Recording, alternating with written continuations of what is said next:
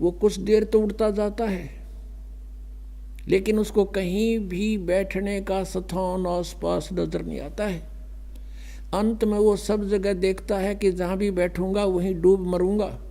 तो वापस आकर के उसने उस जहाज पर ही शरण लेनी पड़ती है। वहीं वो एक बचाव का एकमात्र स्थान उसके लिए है, वो वहीं आकर बैठता है।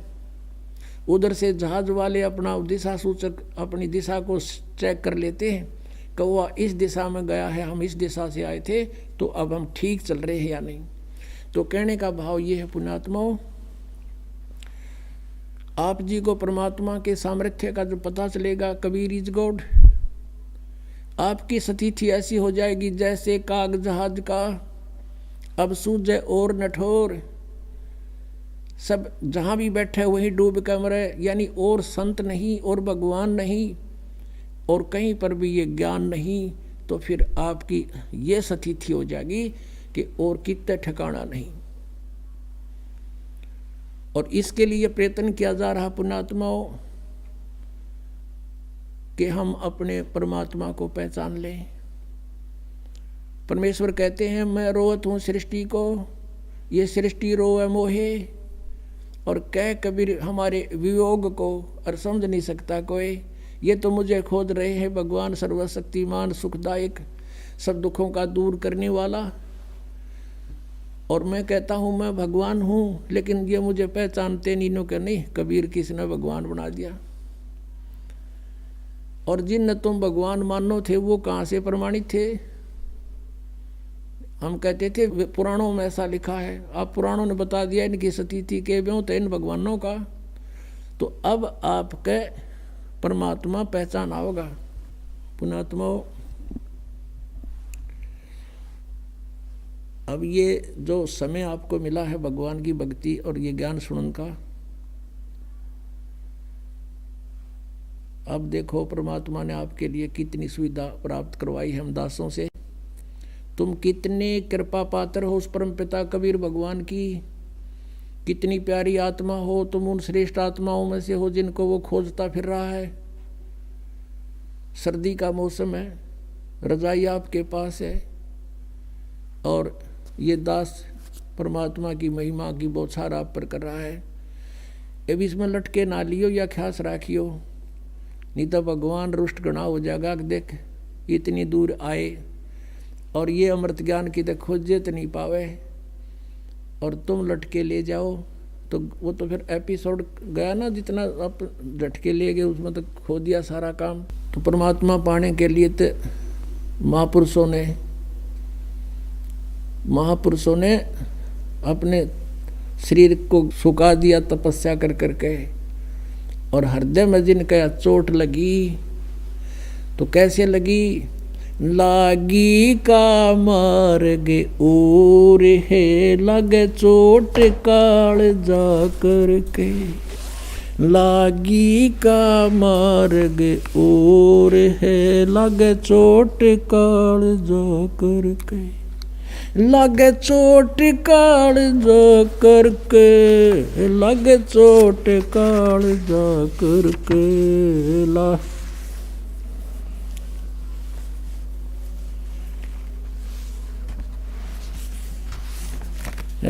लागी का मार्ग और है लगे चोट कले जा करके, लगे चोट काल जा करके, लागी का मार्ग।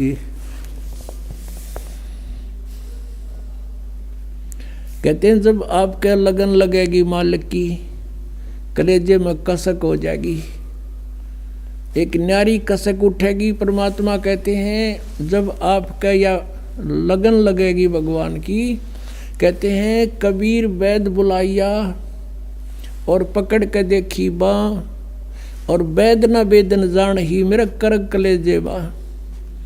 घरवाला ने सोचा कि तो बहुत बीमार सा हो गया, उदास सा रहता है, कोई भयंकर रोग हो गया इसके।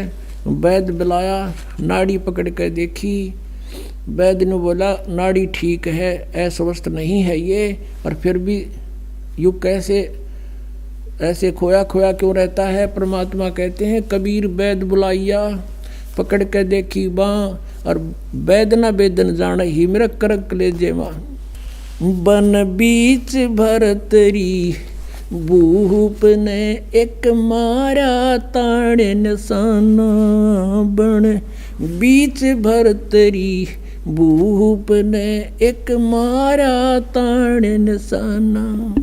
कोई घड़ी सदी थी आवन की साधु का हो गया आना।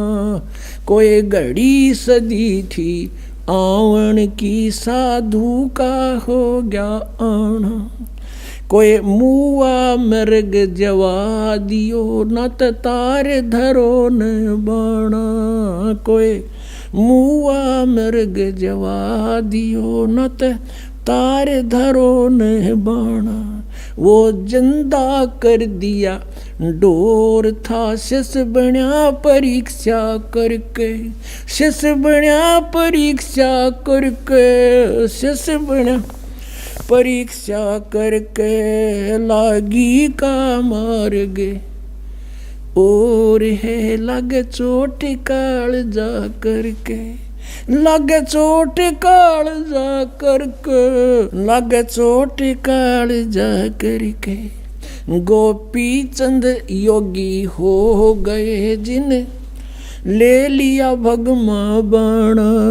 गोपी चंद योगी हो गए जिन ले लिया भगमा बाणा। गुरु महल जना ने भेजता डोडी पे अलख जगाना।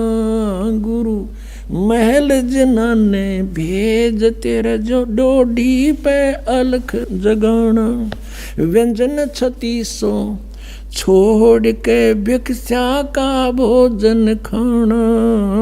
व्यंजन 3600 छोड़ के भिक्षा का भोजन खाना। तन पड़ गया कम जोर था ना खाया उदर भर के। ना खाया रे उदर भर के। ना खाया उदर भर के लागी का मार्ग। और है लग चोट काल जा करके। लग चोट काल जा करके। लगे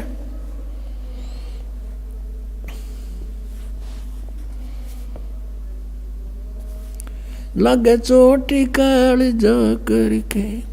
बाजीद कहे उठाओ ऊंट को लोग कहें ये मुआ। बाजीद कहे उठाओ ऊंट को लोग कहें ये मुआ। रही उठन आड़ी चीज नहीं गया ओडे सलानी सुआ। रही उठन वाली चीज नहीं गया ओडे सलानी सुआ। कुछ नक्सक बिगड़या है नहीं बाजीदा अचरज हुआ। कुछ नक्सक बिगड़या है नहीं बाजीदा अचरज हुआ। जिन करया अचंबा गोर है तजा राज काल से डर के। तजा राज काल से डर के। तजा राज काल से डर के लागी का मार्ग। और है लग चोट काल जा करके।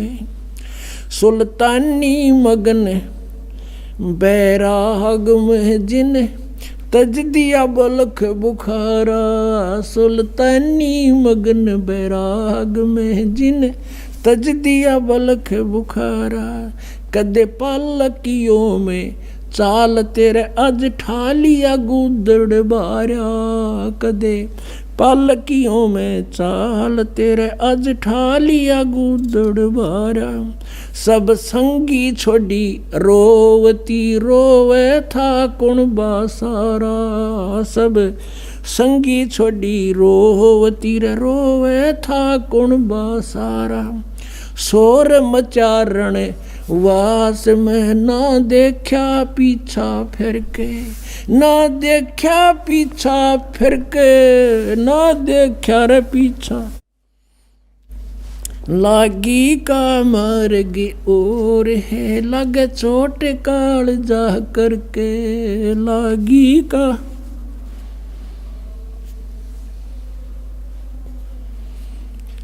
कुएं में शेख फरीद ने किसी मीठी बोली भाषा। कुएं में शेख फरीद ने किसी मीठी बोली भाषा। तुम चुन चुन कागा खाली और मेरे हाडों पर का मासा। तुम चुन चुन कागा खाली और मेरे हाडों पर का मासा। मेरे दो नैना मत छेड़ नर मोहे राम मिलन की आशा। मेरे दो नैना मत छेड़ियो मोहे राम मिलन की आशा। जिन करी तपस्या गोर थी वो हुए आसरे हर के। वो हुए आसरे हर के। वो हर के लागी का मार्ग और है, लग चोट काल जा करके। लग चोट काल जा करके। लग चोट काल जा करके। लागी का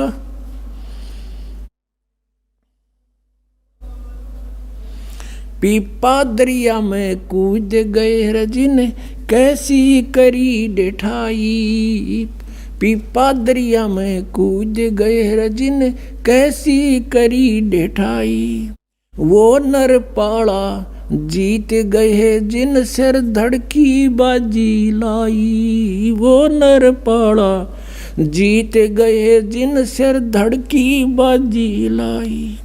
कह मंगलानंद चेती और तुम सोच समझ मेरा भाई। कह मंगलानंद चेतियो कुछ सोच समझ मेरा भाई।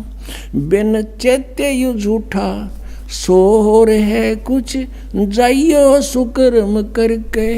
कुछ जाइयो सुकर्म करके। कुछ जाइयो रे सुकर्म करके। लागी का मार्ग और है, लगे चोट काल जा करके। पुण्यात्माओं, परमात्मा के पाने के लिए इन महापुरुषों ने राज त्याग दिए और कैसी कठिन तपस्याएं की। जैसे शेख फरीद जी परमात्मा की ट्राई के लिए घर त्याग दिया परमात्मा की प्राप्ति के लिए। जैसा भी कोई गुरु मिला उसके आधार से साधना सिर धड़कीबाजी ला के शुरू कर दी। गुरु जी तपस्वी था, उसने तप की माध्यम बता दिया और शिष्य ने गुरु की बात पर अटल रहना पड़ता है।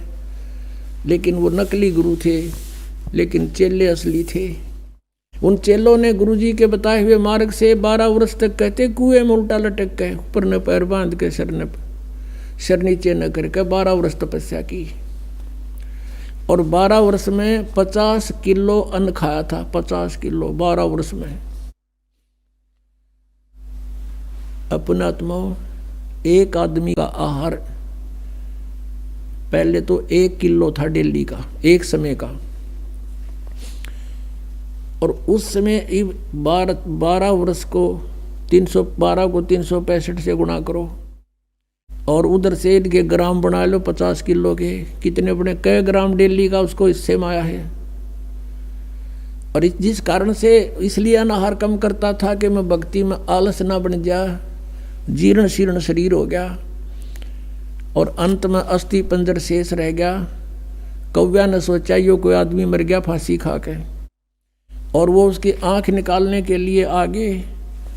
तब शेख फरीद ने सोचा भगवान मिला नहीं, अंत शरीर का हो गया, कौवे आंख खा लेंगे और भगवान कैसे देखूंगा। और पूरा मुसलमान धर्म कहता भगवान तो बेचून है, निराकार है, या उल्टी आंट है। कहते कहें कुछ और करें कुछ। हम सभी ऐसे कह रहे थे। पवित्र बाइबल में परमात्मा लिखा मनुष्य दृश्य है, मनुष्य जैसा उसने मनुष्य को अपने जैसा बनाया। पवित्र कुरान शरीफ में लिखा कि परमात्मा ने 6 दिन में सृष्टि 7वें दिन तख्त पर जा बैठा। और पवित्र वेद बताते हैं परमात्मा मनुष्य दृश्य है, निराकार है। वो वहाँ से गति करके आता है, सतलोक में ऊपर रहता है, सतलोक के अंदर निवास करता है। और फिर भी हम सारे रट्टा ला रहे हैं भगवान निराकार निराकार का। और किसी भी सिख ईसाई से पूछ लीजिए, उसे पूछिए कि भगवान कैसा है, वो कहेगा गॉड इज फॉर्मलेस, परमात्मा निराकार है। और पवित्र सदग्रंथ बताते हैं उसका शरीर है मनुष्य दृश्य है, उसका नाम कबीर है। अब यह आर्ट इसके थी पुण्यात्मा वाजिद के, मुसलमान धर्म में जन्म था, फिर भी फक्कड़ फकीरों की आड़ लेकर के साधना शुरू की। अब जब उसने ये देख लिया भगवान मिला नहीं, शरीर अंत होएगा, अब कोई विकल्प नहीं, कौवे आँख खा लेंगे, फिर मैं मर जाऊंगा तड़प के। तब उसने कहा कि हे कौव्यो, धीरे धीरे बोला। अब बोला तो वो कौवे उड़ गए, उन्होंने सोचा तो मर गया कितना। ये कहा कि भाई मेरे शरीर पर कहीं मांस बचा हो, मांस खा लो, पर मेरी आंखें मत छेड़ना, आंखें मत खाना, मुझे भगवान के दर्शन की आशा है। न्यों कहकर फूट कर रो पड़ा। पुण्यात्मा, बिना प्रेम पावे नहीं, चाहे करोड़ समाधि ला। अब भगवान के प्रति उसमें प्यार उमड़ गया कि भगवान मिला नहीं, शरीर रहेगा नहीं, आंखों से आंखें जाती रहेंगी, भगवान आ भी गया तो मैं देखूंगा कैसे। उसी समय परमात्मा ने क्या किया, उसका रस्सा पकड़ के बाहर खींच लिया। कबीर परमेश्वर वहां पहुंच गए, अल्लाहू अकबर, और उसको पकड़ के बाहर निकालने लगे रस्से से, जैसे बाल्टी बाहर निकालते हैं पानी की भरी हुई। शेख फरीद ने सोचा, क्योंकि पहले कोई शरारती रास्ते चलते बालक गवाले पाली भेड़ बकरियां चराने वाले शरारत कर देते थे, उसके रस्से को पकड़कर ऐसे हिलाकर छोड़ देते थे। वो कभी कुएं के इधर लगता था जाके, कभी इधर, और अपने हाथ से सिर को करके बचाव कर लेता था, बच्चे भाग जाते थे। उसको मालूम था कि शरारती शरारत करके चले जाएंगे। अब उस दिन सोचा कि ये कोई अच्छा कम बख्त आया, इसने मैं बाहर निकाल लिया, ये भी गड़ेगा। तो वो कहने लगा कि हे भाई मुझे मत छेड़ो, आप अपना काम करो, मैं अपना काम कर रहा हूँ, संतों को दुखी नहीं किया करते। परमात्मा ने धीरे धीरे कति बार निकाल लिया, ऊपर ने पैर नीचे ने लटक रहा। और भगवान ने कहा आप क्या कर रहे हो यहाँ पर। शेख फरीद कहता मैं भगवान के पाने के लिए, भगवान के दीदार के लिए ये साधना तपस्या कर रहा हूँ। परमेश्वर ने कहा कि मैं हूँ वो परमात्मा, अल्लाहू अकबर।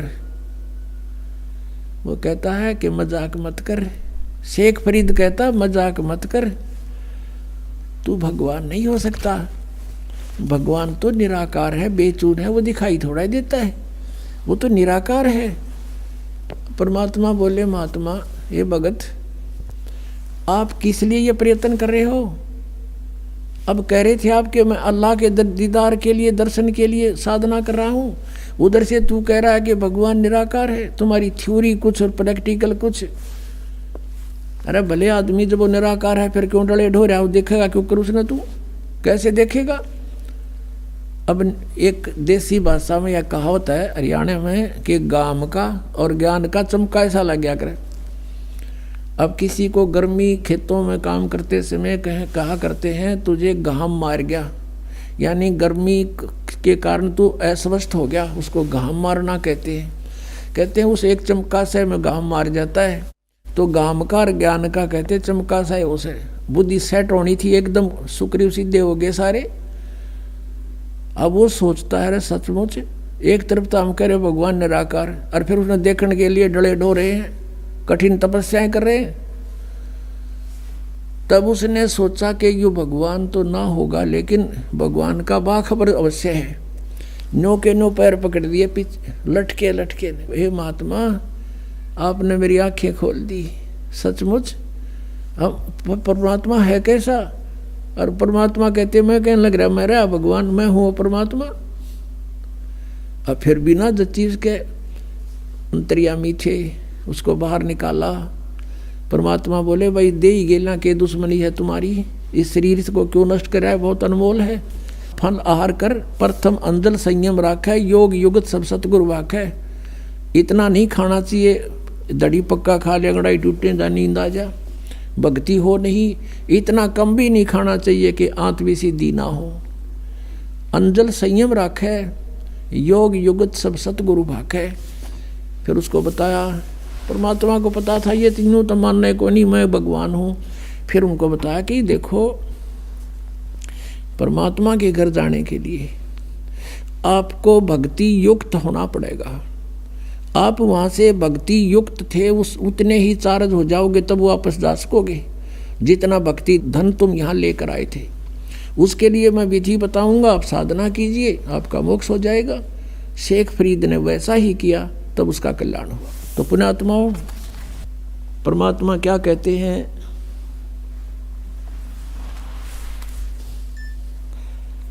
अब दास ये बताना चाहता था आपको कि परमात्मा के पाने के लिए पुण्यात्माओं ने कितने कठिन तपस्याएं की और फिर भी व्यर्थ रहे। और आपको तो थोड़ी सी देर सिर्फ बैठकर सत्संग सुनना है, और वो भी कितनी सुविधा में। तो कितना सौभाग्य आपका कि जिस ज्ञान को और जिस भगवान को हम खोजे से नहीं पा सकते, आज अपने आप सामने आ रहा है भगवान, अपने आप प्रकट हो रहे हैं। आपका अंधेरा हटा ज्ञान का और आपके सामने भगवान समझो। क्योंकि परमात्मा पाने के लिए हमने भक्ति करनी ही पड़ेगी। जैसे आदरणीय धर्मदास जी को परमात्मा सतलोक ले गए थे और वहां जाकर देखा सचमुच कबीर इज गॉड, और यहाँ के लोग को देखकर वहाँ के लोग की तुलना में इधर तो झांखड़ न दिल नहीं करे, इतना गंदा स्थान है ये। तब धर्मदास जी ने कहा था, परमात्मा मुझे यहीं रख लो, मत भेजो महाराज हमसे बिगड़ी है मोहे, ना घालो महाराज हमसे बिगड़ी है, बिगड़ी है महाराज हमसे, बिगड़ी है महाराज हमसे बिगड़ी है, मत भेजो महाराज हमसे बिगड़ी है, ना घालो महाराज काल की नगरी है, वह तो मत भेजो भगवान काल की नगरी है। अब वहाँ कहता के कहता भगवान मना मत भेजो वापस, वो तो बहुत गंदा लोक है। तो परमात्मा ने कहा था, बेटा अगर न्यू लाने हो ना, मैं सारा ले आऊँ एक कब्र में, आप जाओ, आपको मंत्र दे दिया या भक्ति करो, समय समय पर मैं तेरे साथ रहूँगा धर्मदास, चिंता मत करना। और इस भक्ति से ये ऐसा मंत्र दे दिया, एक श्वास उस श्वास के सिमरण से आपकी इतनी भक्ति हो जाएगी, गिनती नहीं हो, इतना संग्रह होगा आपका भक्ति धन, और तुम शीघ्र ही भक्ति युक्त होकर के भक्ति की शक्ति से आप यहाँ आ सकोगे। नहीं तो परमात्मा का पाना तो बहुत आसान है। जैसे परमात्मा 120 वर्ष रह गए कबीर जी, और सब ने देखे दर्शन हुए, सब न पा रहे थे, लेकिन गया कौन वहाँ पर। यहाँ से मन हटेगा ज्ञान तय, और भक्ति से आपकी बैटरी चार्ज होगी, आत्मा चार्ज हो जाएगी, और उस भक्ति की शक्ति से जब आत्मा यहाँ से चलेगी, इतनी स्पीड हो जाएगी, उसको कोई रोक नहीं सकेगा, इतनी प्रबल शक्ति से यहाँ से चलेगी वो। और साथ में भगवान परमात्मा आपके साथ होंगे दास के रूप में। अब क्या बताते हैं, परमात्मा को, परमेश्वर को ना समझकर हम अन्य भगवानों की भक्ति, अन्य साधनाएं करके अपना जीवन नष्ट करते रहे, भक्तिहीन हो गए।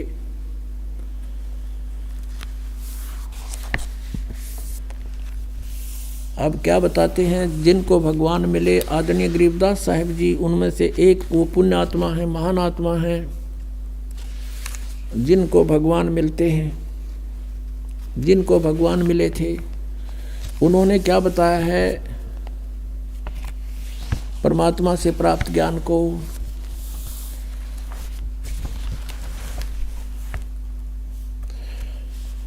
क्या बताते हैं कि ये मन एक काल का एजेंट है, इसको सतभक्ति के लिए प्रेरित करें ये मानने को तैयार नहीं है, और बाकी इसको कोई भी साधना बता दे जो परमात्मा पाने की ना हो, ये सिर धड़की बाजी लगा देता है। जैसे कोई एक सोमवार का व्रत रखता है और उसको कोई कह दे भाई शुक्रवार का और शुरू कर दे, बड़ा मोक्ष हो जाएगा, तो शुक्रवार का और शुरू कर देगा। फिर उसको कोई कहे कि जैसे वैष्णो देवी जाने से कल्याण हो जाता है, तो साला सर जाता था तो वैष्णो देवी पक्का जाओगा। फिर उसको कोई बता दे कि वहाँ एक जाटी है, उसका धागा बांध दे तो उसका कल्याण हो जाए, तो वहाँ भी पहुँच जाएगा। और कोई ये बता दे कि ये साधनाएं गलत है, इनको त्याग दे, ये भक्ति करो जो वेदों और गीता में प्रमाणित है, मन कति आकड़ जाएगा, कति नहीं सुने और मानना नहीं, नो के ना नो किसने देखा है। तो परमात्मा क्या बताते हैं, ये मन, इस मन के साथ आत्मा को जोड़ दिया, हम काल के अधीन हो गए और इस काल ने हमारे ऊपर एक एजेंट छोड़ दिया, आत्मा के ऊपर मन, और ये सारे उल्टे काम करावे, सबकी यहाँ इच्छाएं रखता है ताकि ये आत्मा यहाँ फंसी रहे, इसने कोई और दिखाई ना दे। जब इस आत्मा को ज्ञान होता है तो ये क्या बताते हैं, मैं तो दे दी है बाल में बैरे नू, मैं तो दे दी है बाल में बैरे नू, मैं तो दे दी।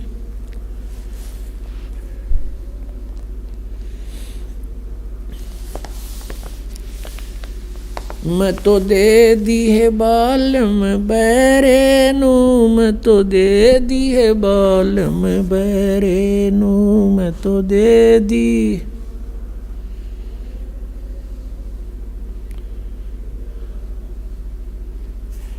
संसारी दी गल्लां चिन्ने ना बूझे शब्द जो गहरे नू, संसारी दी गल्लां चिन्ने नहीं बूझे शब्द जो गहरे नू, ये मुर्दों से ती प्रीत लगावे न जाने सतगुरु मेरे नू, ये मुर्दों से ती प्रीत लगावे न जाने सतगुरु मेरे नू, मैं तो दे दी है बाल में बैरे नू, मैं तो दे दी है बाल में बैरे नू, मैं तो दे दी।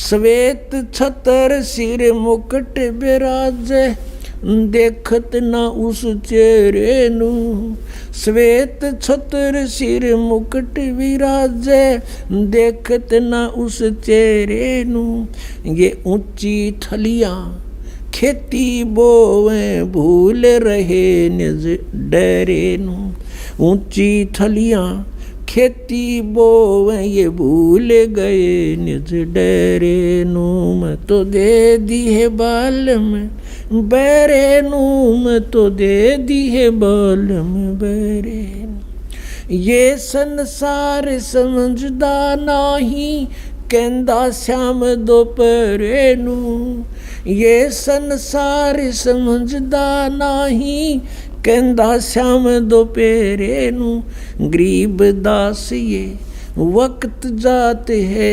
रोगे इस पैरे नू, गरीब दास ये वक्त जाते है रोगे इस पैरे नू, मैं तो दे दी है बाल में बैरे नू, मैं तो दे दी है बाल में बैरे नू, मैं तो दे दी है बाल में बैरे नू। अब इसमें क्या बताना चाहा कि आत्मा रो रही है भगवान से कि परमात्मा मेरा संयोग इस पत्थर के साथ कर दिया, इस मन बैरे के साथ। परमात्मा की वाणी पर विश्वास नहीं और संसारी व्यक्ति कुछ भी बता दे उससे ने फाइनल मान लेगा। वैसे तो बहुत सी ऐसी घटनाएं हैं जो हमारे साथ भक्तों के साथ बीती हैं, लेकिन कुछ एक ऐसी विशेष होती है। एक भक्त बहुत दुखी रहता था, रमेश जैन, उसका हमने इस पुस्तक में भी लिखवा रखा है, ज्ञान गंगा में लिखा हुआ है। उसके परिवार में एक कहर टूटा हुआ था। उसके 2 पुत्र जुड़वा थे, दोनों बीमार रहते थे, एक हॉस्पिटल में तो एक घर पे। वो आता था दूसरा हॉस्पिटल में। उसकी पत्नी को दमे की बीमारी थी। एक लड़की को दौरे पड़ते थे।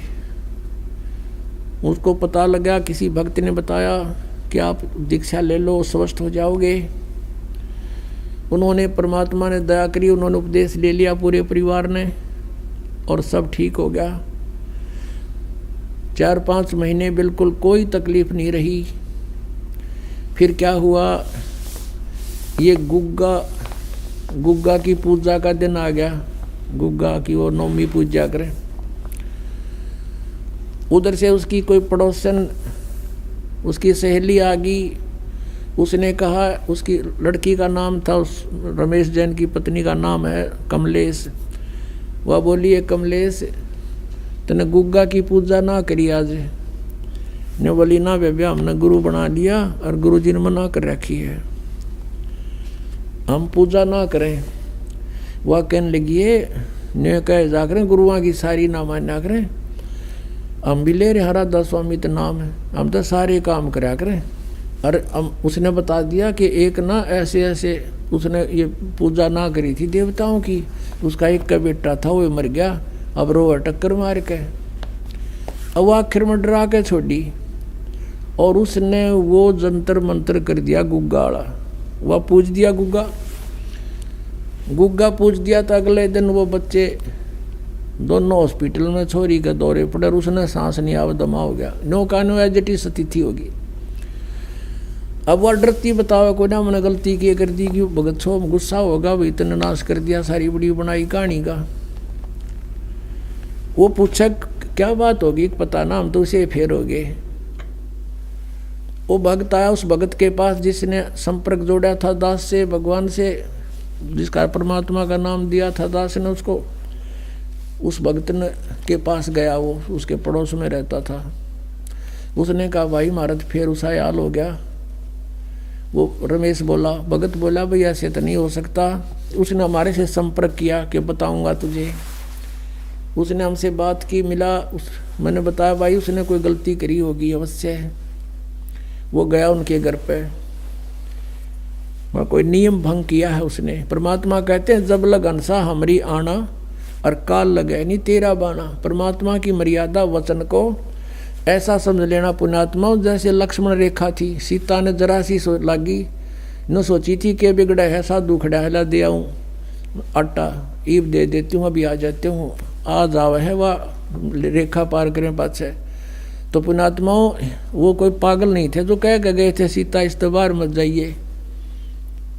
और हम ऐसे ही ये लक्ष्मण रेखा समझ लेना, जो मर्यादा आपको दास बताता है, इसको जरा सा भी आपने भंग कर दिया तो काल तुरंत बुद्धि पकड़ लेगा आपकी। अब उस भक्त और रमेश को साथ लेकर के घर चला गया। उसके घर पे चल पूछ देखते हैं क्या हाल हो गया, कैसे हुआ। अब वो कुदरती घूमता घूमता पिछली साइड में एक बरंडा था उनका, एक बरंडा सामने था, एक बैक साइड में, और उसके साथ में एक बाथरूम सा था। वो बाथरूम के लिए चला गया। वहाँ देखा पछले बरंडे में एक जैसे ढक्कन होया करे इसका मटके का, उसके ऊपर वो कापण बोला है, वो ढक्कन पर कुछ जंतर मंतर करा के धूप दाप गूगल गागल कुछ दाने डाल रखे हुए, लटोटर सा जैसे करा करते हैं। उसने आके पूछा कि भाई यूँ क्या कर रखा तुम्हारे घर में। परमेश ने अपनी पत्नी से पूछा कि ये क्या कर रखा है। ने बोली गुग्गा पूजी थी, मैंने गुग्गा की धोख मारी थी। वो भगत बोला, ये गुग्गा फिर आ गया तुम्हारे, ये मुश्किल तो काट दिया था, ये फिर बुला लिया गुग्गा। तो बड़ा गुस्सा है उसका पति, तने तो बात बिगाड़ दी, अब क्या होगा। उससे पूछा बे तने ऐसा क्यों किया। वह बोली एक पड़ोसन आ गई, मत नाटी बतेरी, फिर मैं डर गई। ने बोली उसका एक का पुत्र था और वो मर गया, उसने ये पूजा ना करी थी, और इसलिए डरती ने मैंने सोचा ले चल गुग्गा की बीमारी न दो के। परमात्मा कहते हैं 100 वर्ष सतगुरु की पूजा, एक दिन आन उपासी, वो अपराधी आत्मा फिर पड़े काल की फांसी। अब समाधान क्या हो, मेरे से फिर संपर्क साधा कि माँ भी दोबारा नाम ले, आगे गलती नहीं करे तो नाम दूंगा ना कति नहीं दूं। उनको फिर पक्का करना था मालिक ने ये झटका दे के। दोबारा उपदेश ले लिया उन सब परिवार ने। ये सन 1995 की बात है। आज 16 वर्ष हो गए उनके घर में किसी प्रकार की कोई तकलीफ नहीं है। यहाँ आते हैं, पाठ करवाते हैं और सत्संग सुनते हैं, सब बच्चे समझते हैं। तो पुण्यात्माओं परमात्मा कहते हैं, संसारी दी गल्ला चिन्ह ना बूझे शब्द जो गहरे नू, ये मुर्दों से ती प्रीत लगावे न जाने सतगुरु मेरे नू। अब जो मर गए उनकी मंडी बना रखी गामा में, बाबा जी रहा करता, तपस्या करा करता है, और उस वह समाध पूजा करें हम। अरे भले आदमियों, कुछ तो दिमाग तो सोचो। जैसे कोई वैद्य था और वो नब्ज देख के दवाई बता देता था, रोगी स्वस्थ हो जाता था, बहुत अच्छी बात है।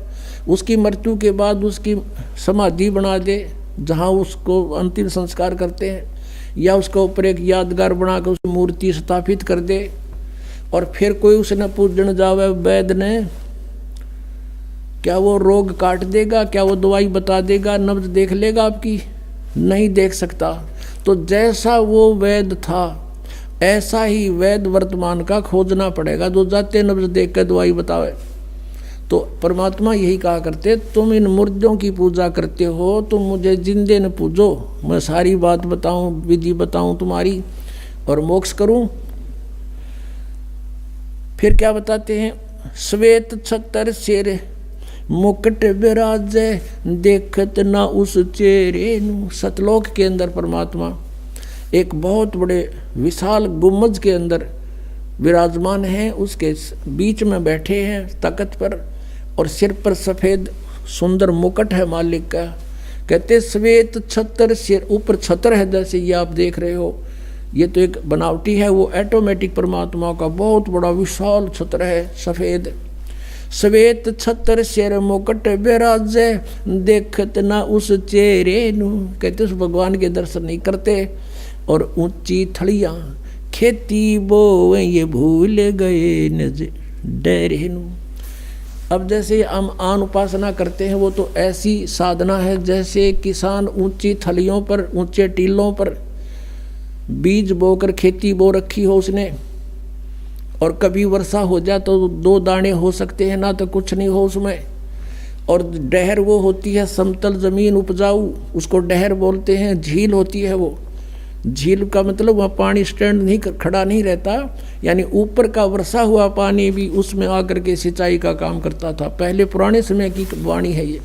और उस डहर क्षेत्र में 1 एकड़ में 50 मन गेहूँ हो, और ऊंची थलियाँ पाते 2 धड़ी यानी 10 किलो भी ना हो मुश्किल थे, क्योंकि वो स्थान खेती करने का कोन्या। तो हम जो आन उपासना करते थे उसको कहा है परमात्मा ने, तुम ऊंची थलियाँ खेती बोरे और भूल गए निज डेरे नू। अपने उस सर्व सुखदायी परमात्मा कबीर देव को तुम भूल चुके हो, और इन आन उपासना रूपी थलियों पर खेती बोए बैठे हो। इससे तुम निर्धन होते जा रहे हो। और फिर क्या बताते हैं, ये संसार समझदा नहीं, कहंदा श्याम दोपहरे रू। ओए होए, गरीब दास ये वक्त जात है, रोवोगे इस पैरे रू।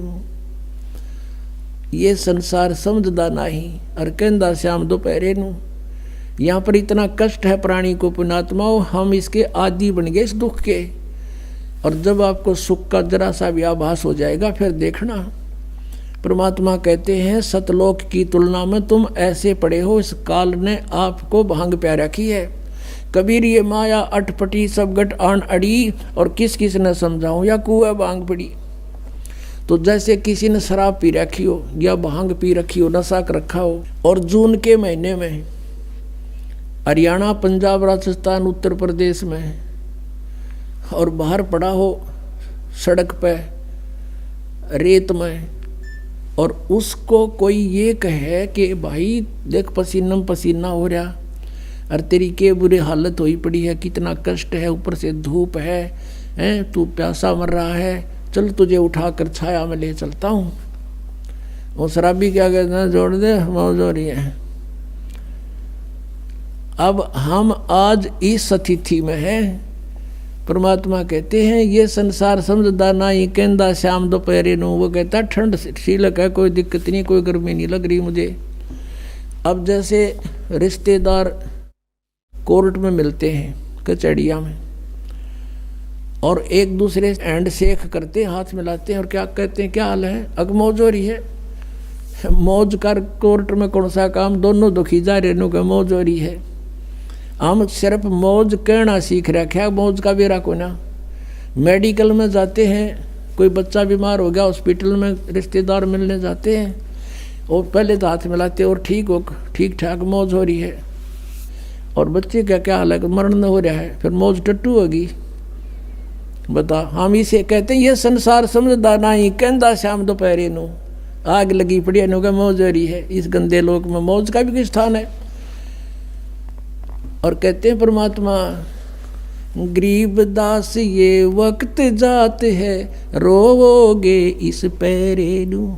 ये समय आते छूट गया ना, ये भगवान का ज्ञान और ये भक्ति, और चले गए यहाँ से, बीच में भक्ति नहीं करी। कहते हैं इस समय न रोया करोगे, हाथ नहीं आओगा फिर मनुष्य जीवन तुम्हारे। और फिर कुत्ते बन कर गलियाँ में आपने देखे होंगे रात के समय सर्दी से पीड़ित होकर के, और कुत्ते रात में फिर कैसे रोते हैं, कई बार देखा हो आपको। क्योंकि अब तो हम मनुष्य हैं, हम और मनुष्य भी दूसरे टाइप के हो गए, भक्तिहीन हो गए हमने किसी के प्रति रहम नहीं आता। अब इस ज्ञान की रोशनी से आपकी आत्मा इतनी निर्मल हो जाएगी, कभी ऐसा कोई दुखी प्राणी दिखेगा, आपकी आत्मा रोएगी कि सचमुच यहाँ इतना कष्ट है प्राणी को, क्योंकि आपका नशा उतर जाएगा उस ज्ञान से, एंटीबायोटिक खाने से। तो कुत्ते ऊपर न मुँह करके करते हो, ई वो करें जाइब क्या है। अब तो कहते परमात्मा, गरीब दास ये वक्त जात है, एक बार हाथ से ये छूट गया शरीर और ये भक्ति बनी नहीं, तो रोगे इस पैरे नू। इस समय को याद करके रोया करोगे। फिर परमात्मा की पहचान बताई है,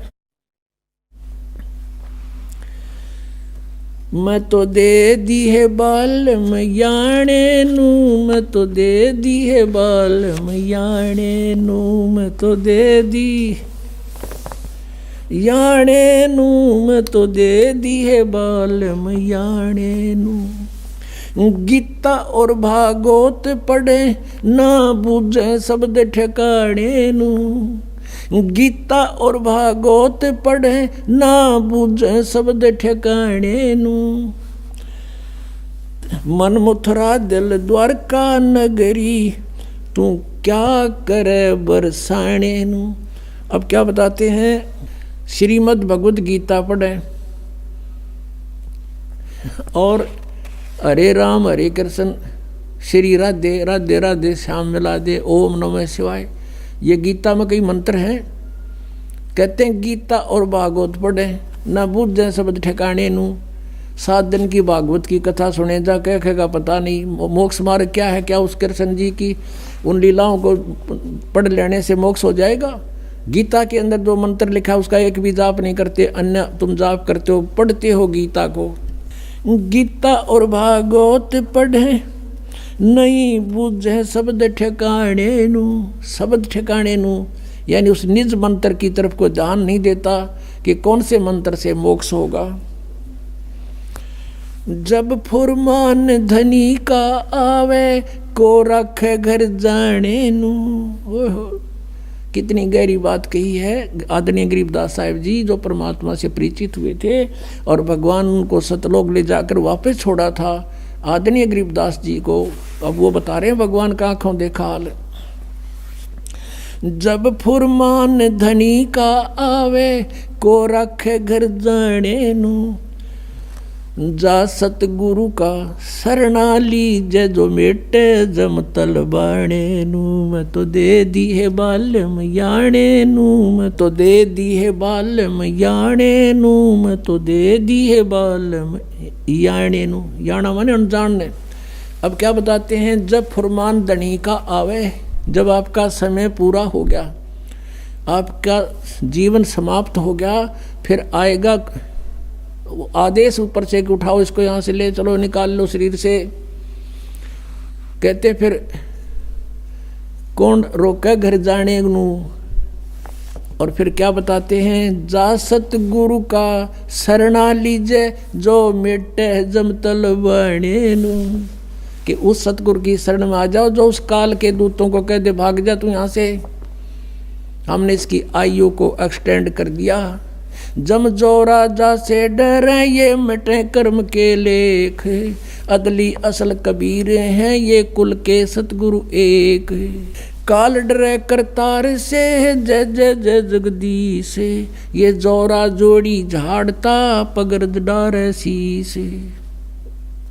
परमात्मा क्या बताते हैं, काल जो पीसे पीसना, ये जोरा है पनिहारे, ये दो असल मजदूर हैं मेरे सतगुरु के दरबारे।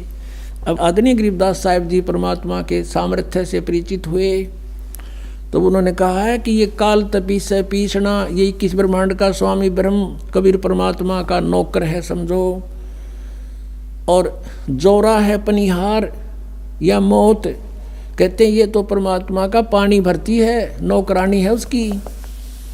उसके जैसे उसके आदेश बिना ये कहते कदम नहीं उठा सकती। काल डरे करतार से, करतार कौन, कबीर इज गॉड। अनंत कोट ब्रह्मांडे का एक रति नहीं भारे, सतगुरु पुरुष कबीर हैं ये कुल के सिरजनहारे। काल डरे करतार से, ये किस ब्रह्मांड का स्वामी, और जय जय जय जगदीश। और ये जोरा जोरा कहते हैं मौत को, जोरा जोड़ी झाड़ता परमात्मा की जूती साफ करता है, करती है या मौत, और फिर उस धूल को माथे का लगाती है, यानी इतने समर्थ हमारे भगवान। गरीबदास साहिब जी कहते हैं सतगुरु शरणा आकर धर्मराज डर कैसा, और की तो बात छोड़ो यहाँ का न्यायाधीश भी कांपता है भगवान के नाम से। एक बार कबीर परमात्मा गरीबदास जी को जब ऊपर लेकर गए थे सतलोक में, धर्मराज के दरबार में, उस न्यायाधीश के दरबार में पहुंच गए। और वहां जाकर के परमात्मा की देख के शक्ति को धर्मराज गद्दी छोड़ के खड़ा हो गया, अपनी सीट को छोड़ के, और कहा भगवान आके बैठो विराजो। जब परमात्मा कबीर परमेश्वर जी खड़े खड़े डांट लगाते हैं, जैसे उच्च अधिकारी नीचे छोटे अधिकारी को डांटता है और आदेश सुनाता है, ऐसे परमात्मा डांट लगा रहे हैं। कहते हैं धर्मराय दरबार में दी कबीर तलाक, मेरे भूले चूके हंस को तू पकड़िए मत कजाक। अब धर्मराज ने बोला है भगवान मेरी मजबूरी है, मेरे जैसे आपकी शरण में आने से पहले इसने बहुत से पाप किए होते हैं, उनका भोग तो मैंने देना पड़ता है प्रभु। तो परमात्मा क्या कहते हैं, कर्म भ्रम ब्रह्मांड के मैं पल में कर हूँ नेस, और जिन हमारी दुहाई दी सो करो हमारे पेश। कहते हैं तेरे इस यहाँ के जो कर्म है ये सारे मैं कैंसिल कर दूंगा। कहते हैं परमात्मा बताते हैं जब ही सतनाम हृदय धरो और भयो पाप को नाश, जैसे चिनगारी अग्नि की पड़े पुराने घास, कहते ऐसे नाश कर दूंगा इन पापों को मैं। तो उसी प्रकार गरीबदास जी बता रहे सामर्थ्य अपने परमात्मा की समर्थता के। काल डरे करतार से, फिर इस काल के पास गए थे, इसने भी नीची गर्दन कर ली और इसके सिर पे पैर रख के परमात्मा ऊपर ले गए थे गरीबदास जी को। इसने उस 11वें द्वार को बंद कर रखा है। 10वां द्वार आपने सुना था, इस सब घाटा जुड़ रहा था, इनकम्प्लीट नॉलेज था, सारा काल के जाल का ही सारा कुछ खेल था, ज्ञान था। अब 11वां द्वार जो है इस परब्रह्म के लोक में अक्षर पुरुष के लोक 7 संग ब्रह्मांडों में प्रवेश करता है, और फिर परब्रह्म के यानी अक्षर पुरुष के 7 संग ब्रह्मांडों को पार करके 12वां द्वार आता है, उसको पार करके सतलोक जाया जाता है। तो वहाँ ये बैठा चौकस के कोई निकल ना जाए यहाँ से, इसने रोक रखा हमारे को। वहाँ केवल कबीर परमात्मा और उसका सत साधक ही जा सकता है। और जब उस मंत्र का सतनाम का वहाँ जाप होता है और सार नाम साथ होता है तो काल अपनी गर्दन नीचे कर लेता है। जैसे परमात्मा कहते हैं जैसे फणपति मंत्र सुन रखे फण सकोड़, ऐसे बीरा मेरे मंत्र तयू काल लवे मुँह मोड़े। जैसे फनपति यानी सर्प को गारुड़ लोग एक मंत्र बोल देते हैं, मंत्र बोलते ही वो अपने फन को ऐसे उठा रखा हो तो ऐसे कर लेता नीचे को और भागने की चेष्टा करता है, उस मंत्र में इतनी शक्ति होती है। तो परमात्मा कहते हैं जैसे फनपति मंत्र सुन और रखे फन सकोड़, ऐसे बीरा मेरे मंत्र तयू काल लवे मुंह मोड़े। इस काल का से सिर झुक जाएगा और इसके ऊपर से हम जाएंगे। तो गरीबदास जी कहते हैं काल डरे करतार से। कबीर परमात्मा उन्होंने बता दिया अनंत कोट ब्रह्मांड का एक रति नहीं बाहर, और सतगुरु पुरुष कबीर हैं ये कुल के सृजनहार। काल डरे करतार से जय जय जय जगदीश, और ये जोरा जोड़ी झाड़ता पगरत डारे शीस। और काल जपी से पीसना, और यह मौत है पनिहार, ये दो असल मजदूर हैं मेरे सतगुरु के दरबार। तो परमात्मा कहते हैं अब इसमें प्रश्न आया है कि जब फुरमान धनी का आवे, को राखे घर जाने नू, जा सतगुरु का शरणा ले ले जो मेटे जम तलबाणे नू। तलबाना कहते सम्मन, कि जम का सम्मन आ जा। जब उसने कह ले जाओ, कैंसिल कर दिया हमने, वापस जाओ, ये नहीं जाएगा हमारा भक्त। एक भक्त बता रहा था कि जी मैंने आपका ज्ञान सुन रखा था भगवान का, कि अभी कबीर परमात्मा के साधक को यम के दूत नहीं ले जाते, और ये सच्चाई है, गारंटीड बात है। यम के दूत आपके निकट नहीं आ सकते। वो कह रहा था सपने में मेरे पास 3-4, वो 2 आए, 2 थे या 4 जैसे बता रहा था, और उन्होंने मुझे पकड़ लिया बाजू से, और वो मुझे निकाल ले गए शरीर तक। शरीर मेरा पड़ा दिखे और मैं ऊपर न जाऊं। मैं उनसे पूछ रहा हूँ भाई कहाँ ले जा रहे हो, मुझे बता तो दो। कहने लगे आजा तुझे बताएंगे, धर्मराज के दरबार में पता चलेगा, और वहाँ तेरा लेखा जोखा होगा, और फिर बताओगे कहाँ ले जाते हैं तुम्हें। वो कहने लगा फिर मेरा याद आई कि अभी तुम कौन हो, यम के दूत हो तुम, अकोर तुम न के दिखे हम। उसने सोचा भाई यम के दूत तो हमें नहीं ले जा सकते, क्योंकि हम तो भगवान के भक्त हैं, कबीर परमेश्वर के। तो इतना बात सुनकर मैं उनके साथ गुट्टम गुट्टा, देख वो मेरा मारे मैं उनका मारूं, घनी आन होगी। इतने घसीटते तो मुझे ले गए निकट उस धर्मराज के दरबार के, और वो न्यों कहे भाई तुम नहीं ले जा सकते, हम तो भगवान कबीर साहब के भगत हैं। तो उनमें तो एक भेजा उनक भाई तुम पूछता कदे हम पट्टा खाम कहाँ, ये इतना कॉन्फिडेंसली कह रहा है तू पता कर क्या धर्मराज तय। वो गया वहाँ पर, उसने कहा महाराज के ऐसे ऐसे एक व्यक्ति जो आपने भेजे थे हम लेने के लिए, और वो तीनों का मैं कबीर साहब का भगत हूँ, और तुम मुझे ले जा नहीं सकते, तुम्हें अलाउड नहीं है ले जाना, कैसे ले जा रहे हो। धर्मराज ने फिर देखा अपना बही खाता, ने बोला रहा छोड़ आओ, इसने मरवाओगे मुन्ने भी तुम। वो वापस आए, वो कहने लगा रहा छोड़ दो भाई, इसको नहीं ले जाना, आदेश है धर्मराज का, अब जल्दी छोड़ो। उन्होंने मैं छोड़ दिया, ऊपर तो पटक दिया बदमाशा न्यो का न्यो, और मैं न्यू उल्ट पुलट होता हुआ मरिया भाई। एकदम शरीर में प्रवेश हुआ और एकदम न्यू होया, सारा पसीना आ रहा, मुँह सूख रहा, और हाथ उठाऊँ तो हाथ उठे नहीं, पैर हिलाऊँ तो पैर हिले नहीं। कोई 5 मिनट के बाद मेरी गतिविधि शरीर की ठीक हुई। फिर मेरा याद आई रास्ते कट गई थी टिकट भाई, आज तो सचमुच मर गया था मैं, तो जो शरण में ना होता फिर वो बतावे। और पुण्यात्मा फिर उसका दृढ़ विश्वास हुआ है कि भाई सचमुच जो शब्द आज तक हमने मालिक की महिमा सुनी वह सारी साची है।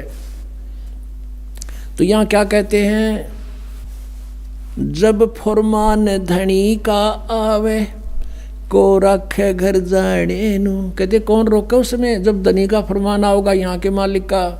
तो क्या बताते हैं, जा सतगुरु का शरणा ले ले, जो मिटे जम तलबाणे नू। इस काल के आदेश को कैंसिल कर दे। जम जोरा जासे डरे मिटे कर्म के लेख। अदली असल कबीर है, अदली माने न्यायकारी, वास्तविक न्यायाधीश कबीर हैं, और कुल के सतगुरु एक। बोलो सतगुरुदेव जय हो।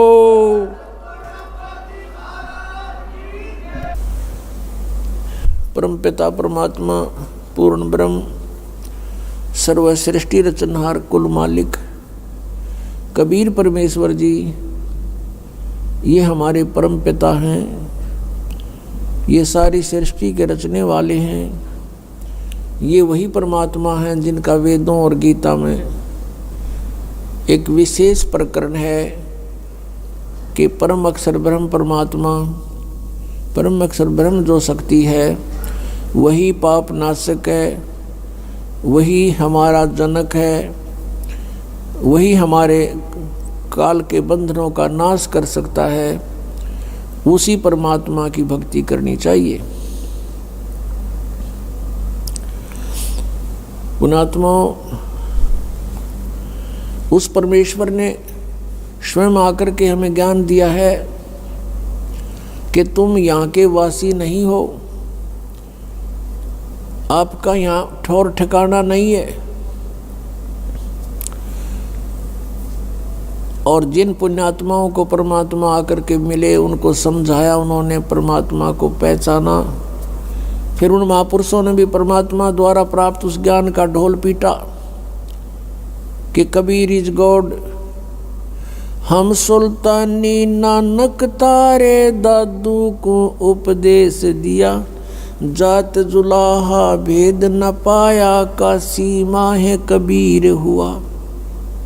ये धानक रूप में, जो जुलाहा रूप में परमात्मा बनारस में, भारतवर्ष की पावन धरती काशी शहर के अंदर 120 वर्ष रहे, सह शरीर आए थे, सह शरीर चले गए, क्योंकि ये वो परमात्मा है जो अजन्मा है, किसी माँ से जन्म नहीं लेते।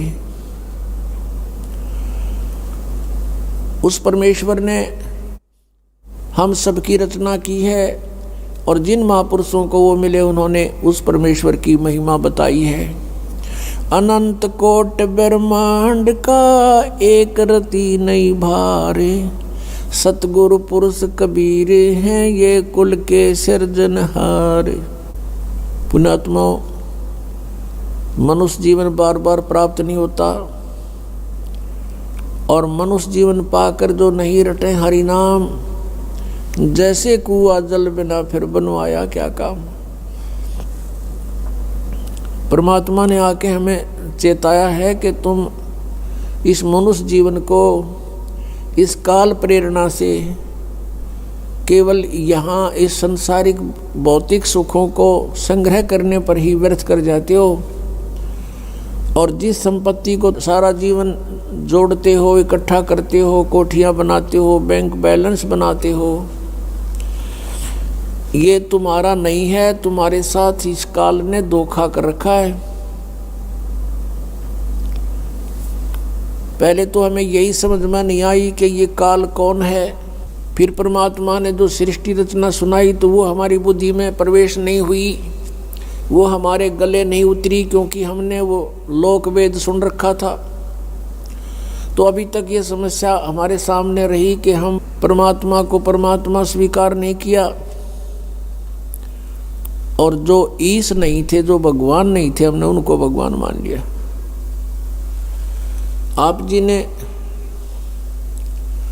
श्री शिव पुराण, संस्कृत से जो शिव पुराण है और वेंकटेश्वर प्रेस से जो प्रकाशित और छपी है, उसमें आपने देखा कि ये काल कह रहा है ब्रह्मा और विष्णु को, यू आर नॉट गॉड, तुम ईश नहीं हो, तुमने गलती से अपने आप को भगवान मान लिया। तो वो कहता मैं ही ईश्वर हूँ, ये सब मेरा है। यहाँ परमात्मा कहते हैं स्वयं आकर के बताया है और जिन महापुरुषों को वो मिले हैं उन्होंने उस परमात्मा की गवाही दी है। परमात्मा कहते हैं मुल्ला माया मग में बैठी अनसा चुन चुन खाई, ये ज्योत स्वरूपी कहे निरंजन में ही करता भाई। एक न करता दो ना करता नौ ठहराए भाई, और 10वां भी धुंधर में मिल जा सत कबीर दुहाई। परमात्मा कहते हैं चारों युग में संत पुकारे, कूक कहा हम हेल रे, हीरे माणक मोती बरस हैं ये जग चुगता ढेल रे। अब परमात्मा परमेश्वर कबीर देव जी, कबीर साहब जी जिन पुण्यात्माओं को मिले, उन्होंने फिर ढोल के डंके पे परमात्मा के प्रचार किया उस सच्चे ज्ञान का। तो प्रत्येक युग में प्रभु आते हैं कबीर परमेश्वर जी। सतयुग में सत्सुकृत नाम से, त्रेता में मुनिंदर नाम से, द्वापर में करुणा में नाम से, और कलयुग में वो कबीर नाम से। तो उन्होंने कहा था कि चारों युग में मेरे संत पुकारे, और हमने भी आवाज लगा लगा कर ढोल के डंके पे कहा कि हीरे माणक मोती बरसे यो जग चुगता ढेल रे। हीरे मोती छोड़ के सत साधना रूपी, इस सतनाम रूपी सच्चे नाम और सार नाम रूपी मोती को ना ग्रहण करके ये आन उपासना, आन साधनाएं, अन्य देवताओं की पूजा रूपी डड़े ढो रहे हैं, कंकर इकट्ठी कर रहे हैं। तो उस समय परमात्मा की यह बात समझ में ना आई हमारा कि ब्रह्मा विष्णु महेश भी माता पिता हैं इनके, और अब भी यही दास के साथ यही हो रहा है। हम ये सत्य ज्ञान परमात्मा का दिया हुआ अब आप तक पहुंचा रहे हैं, तो कुछ जिनकी रोजी रोटी, जिनका निर्वाह बाधित हो रहा है, वो कूद कूद पड़ रहे हैं, लेकिन अब उनकी दाल गला को नहीं, क्योंकि समाज शिक्षित हो गया। आज से 600 वर्ष पहले परमात्मा ने कहा था ब्रह्मा विष्णु महेश नासवान है, इनकी जन्म मृत्यु होती है, इनके माता पिता हैं, पर नहीं जची हमारे, पर आज जचेगी। अब दिखाते हैं आपको। पुण्यात्माओं, परमात्मा को पहचानना हमने, और जिस समय हमारे दृढ़ विश्वास हो जाएगा कबीर इज गॉड, फिर नथिंग एल्स, फिर कुछ भी ना बच्चे शेष, फिर तो उसके उनके द्वारा बताएगी साधना, फिर ये विश्वास हो कि यही मंत्र है मोक्ष मार्ग, यही है, दूसरा है नहीं, फिर बातें खत्म होगी।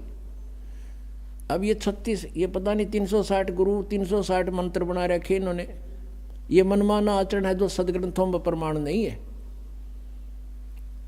तो सबसे पहले हमने इस अंधकार को हटाना है, अज्ञान को हटाना है, नाश करना अज्ञान का, इस तत्व ज्ञान की रोशनी में आपको लाना है।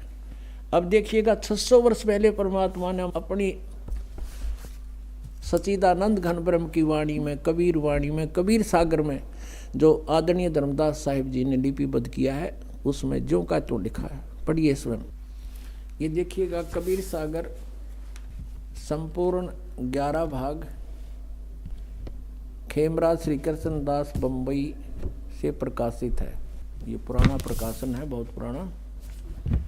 यहाँ देखिएगा कबीर सागर ज्ञान सागर प्रथम खंड, कबीर पंथी भारत पथिक, स्वामी युगलानंद बिहारी द्वारा परिष्कृत, मुद्रक एवं प्रकाशक है खेमराज श्री कृष्णदास, अध्यक्ष श्री वेंकटेश्वर प्रेस, खेमराज श्री कृष्णदास स्मारक मुंबई। अब हम आपको ले चलते हैं इसके बोध सागर ज्ञान बोध में। ये ज्ञान बोध और ये बोध सागर पृष्ठ नंबर 21 पर आपको पढ़ाएंगे। धर्मदास ये जग बोराना, कोई न जाने पद निर्वाणा, यही कारण मैं कथा पसारा, जग से कहिए वो राम नियारा। ये राम है, नाम इन्होंने गलत मिसप्रिंट कर दिया है कबीर पंथियों ने। यही ज्ञान जग जीव सुनावो, सब जीवों का भरम नसावो, अब मैं तुमसे कहूँ चिताई, तेरे देवन की उत्पत्ति वाई। कुछ संक्षेप कहूँ गहराई, सब संशय तुमरे मिट जाई। भरम गए जग वेद पुराना, आदि राम का भेद न जान्या। ये राम है, नोट नाम। राम राम सब जगत बखाने, आदि राम कोई बिरला जाने। ये नाम इन्होंने लिखा, गलत लिख दिया, मिसप्रिंट बाद में इन्होंने संशोधन करा अपनी जान में, लेकिन अकल तो इनमें थी नहीं। अब सचमुच यहाँ चल रहा है कि राम राम सब जगत बखाने, आदि राम माने सनातन परमात्मा, सबसे पहला प्रथम पुरातन भगवान कोई बिरला जाने। ज्ञानी सुने सो हृदय लगाई, मूर्ख सुने तो गम ना पाई। माँ अष्टंगी पिता निरंजन, ये जम दारुण वंशन अंजन। अब इनकी माता अष्टंगी दुर्गा है, पिता ये ज्योत निरंजन काल है। पहले कीन निरंजन राई, पीछे से माया उपजाई। माया रूप देख अति शोभा, देव निरंजन तन मन लोभा। काम देव धर्मराय सताए, देवी को तुरंत दर खाए। ये धर्मराय यहाँ इस काल को कहा है। पेट से देवी करी पुकारी, हे साहब मोहे करो उबारी। टेर सुनी सतगुरता आए, अष्टंगी को बंद छुड़वाए। यहाँ टेर सुनी कहाँ हम आए, ये परमात्मा अपनी तरफ से कर दिया, इन्होंने गलत लिख दिया। धर्मराय यानी काल ने निरंजन ने हिकमत की ना, नख रेखा से भग कर लेना। धर्मराय करे भोग विलासा, माया को रही तब आशा। तीन पुत्र अष्टंगी जाए, ब्रह्मा विष्णु शिव नाम धराए। तीन देव विस्तार चलावे, इनमें यो जग धोखा खावे। पुरुष गम को कैसे को पावे, काल निरंजन जग भरमावे। तीन लोक अपने सुत दीन्या, सुन निरंजन बासालीन्या। अलख निरंजन सुन ठिकाना, ब्रह्मा विष्णु शिव भेद न जाना। ब्रह्मा विष्णु महेश को नहीं मालूम आज तक हमारा पिता कौन है। तीन देव सो उसको ध्यावे, निरंजन का वे पार न पावे। अब ब्रह्म साधना ये भी कर रहे हैं पर इनको नहीं मिले वो आज तक। अलख निरंजन बड़ा बटपारा, तीन लोक जीव कीन आहारा। ये ठग है बटपारा, तीन लोक के जीवों को खा रहा है। ब्रह्मा विष्णु शिव नहीं बचाए, सकल खाए पुन धूर उड़ाए। कहते ब्रह्मा विष्णु महेश को भी मारेगा, इनको भी खाएगा। तिनके सुत हैं तीनों देवा, अंधर जीव करते हैं सेवा। होय होय। कहते इस काल के ये तीन पुत्र हैं ब्रह्मा विष्णु महेश, और ये अंधे ज्ञानहीन ज्ञान नेत्रहीन प्राणी कहते इनने की पूजा करते हैं। अकाल पुरुष काहू नहीं चीन्या, काल पाए सभी गए लीन्या। तीन देव और असुर अवतारा, ताको भजे सकल संसारा। गुण तीनों का ये विस्तारा, धर्मदास मैं कहूँ पुकारा। गुण तीनों की भक्ति में ये भूल पड़ो संसार, कहें कबीर निज नाम बिना कैसे उतरो पार। तीन देव की जो करते भक्ति, इनकी कदे ना हो मुक्ति। अब पुण्यात्माओं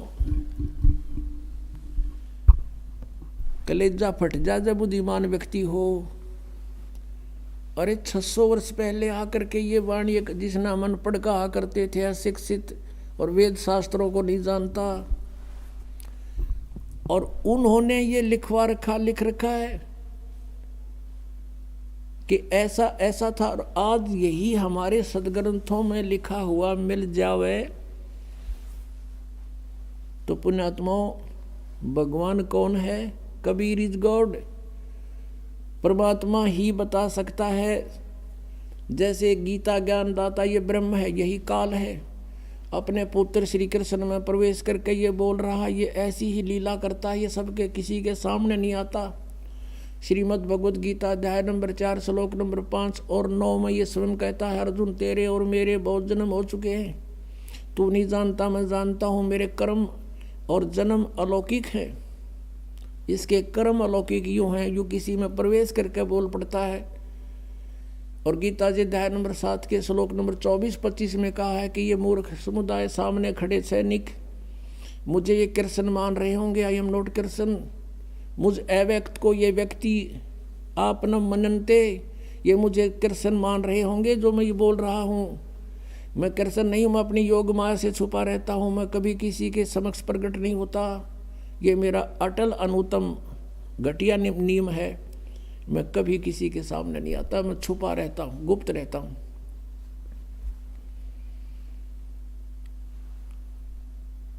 तो पुण्यात्माओं ये 10वें अध्याय के दूसरे श्लोक में गीता जी में कहता है कि मेरी उत्पत्ति को ना देवता जानते ना ये ऋषि जानते, क्योंकि इनका उत्पत्ति करता मैं हूं।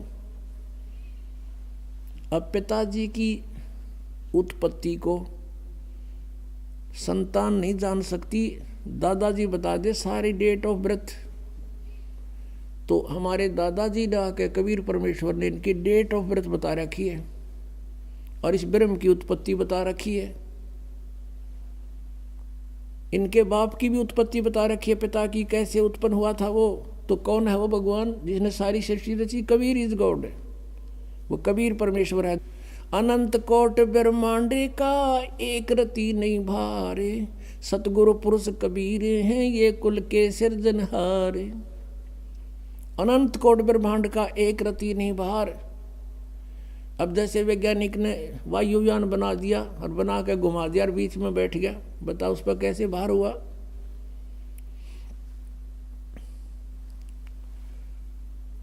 तो उस परमेश्वर ने आके हमारी को सारी ज्ञान दिया सब।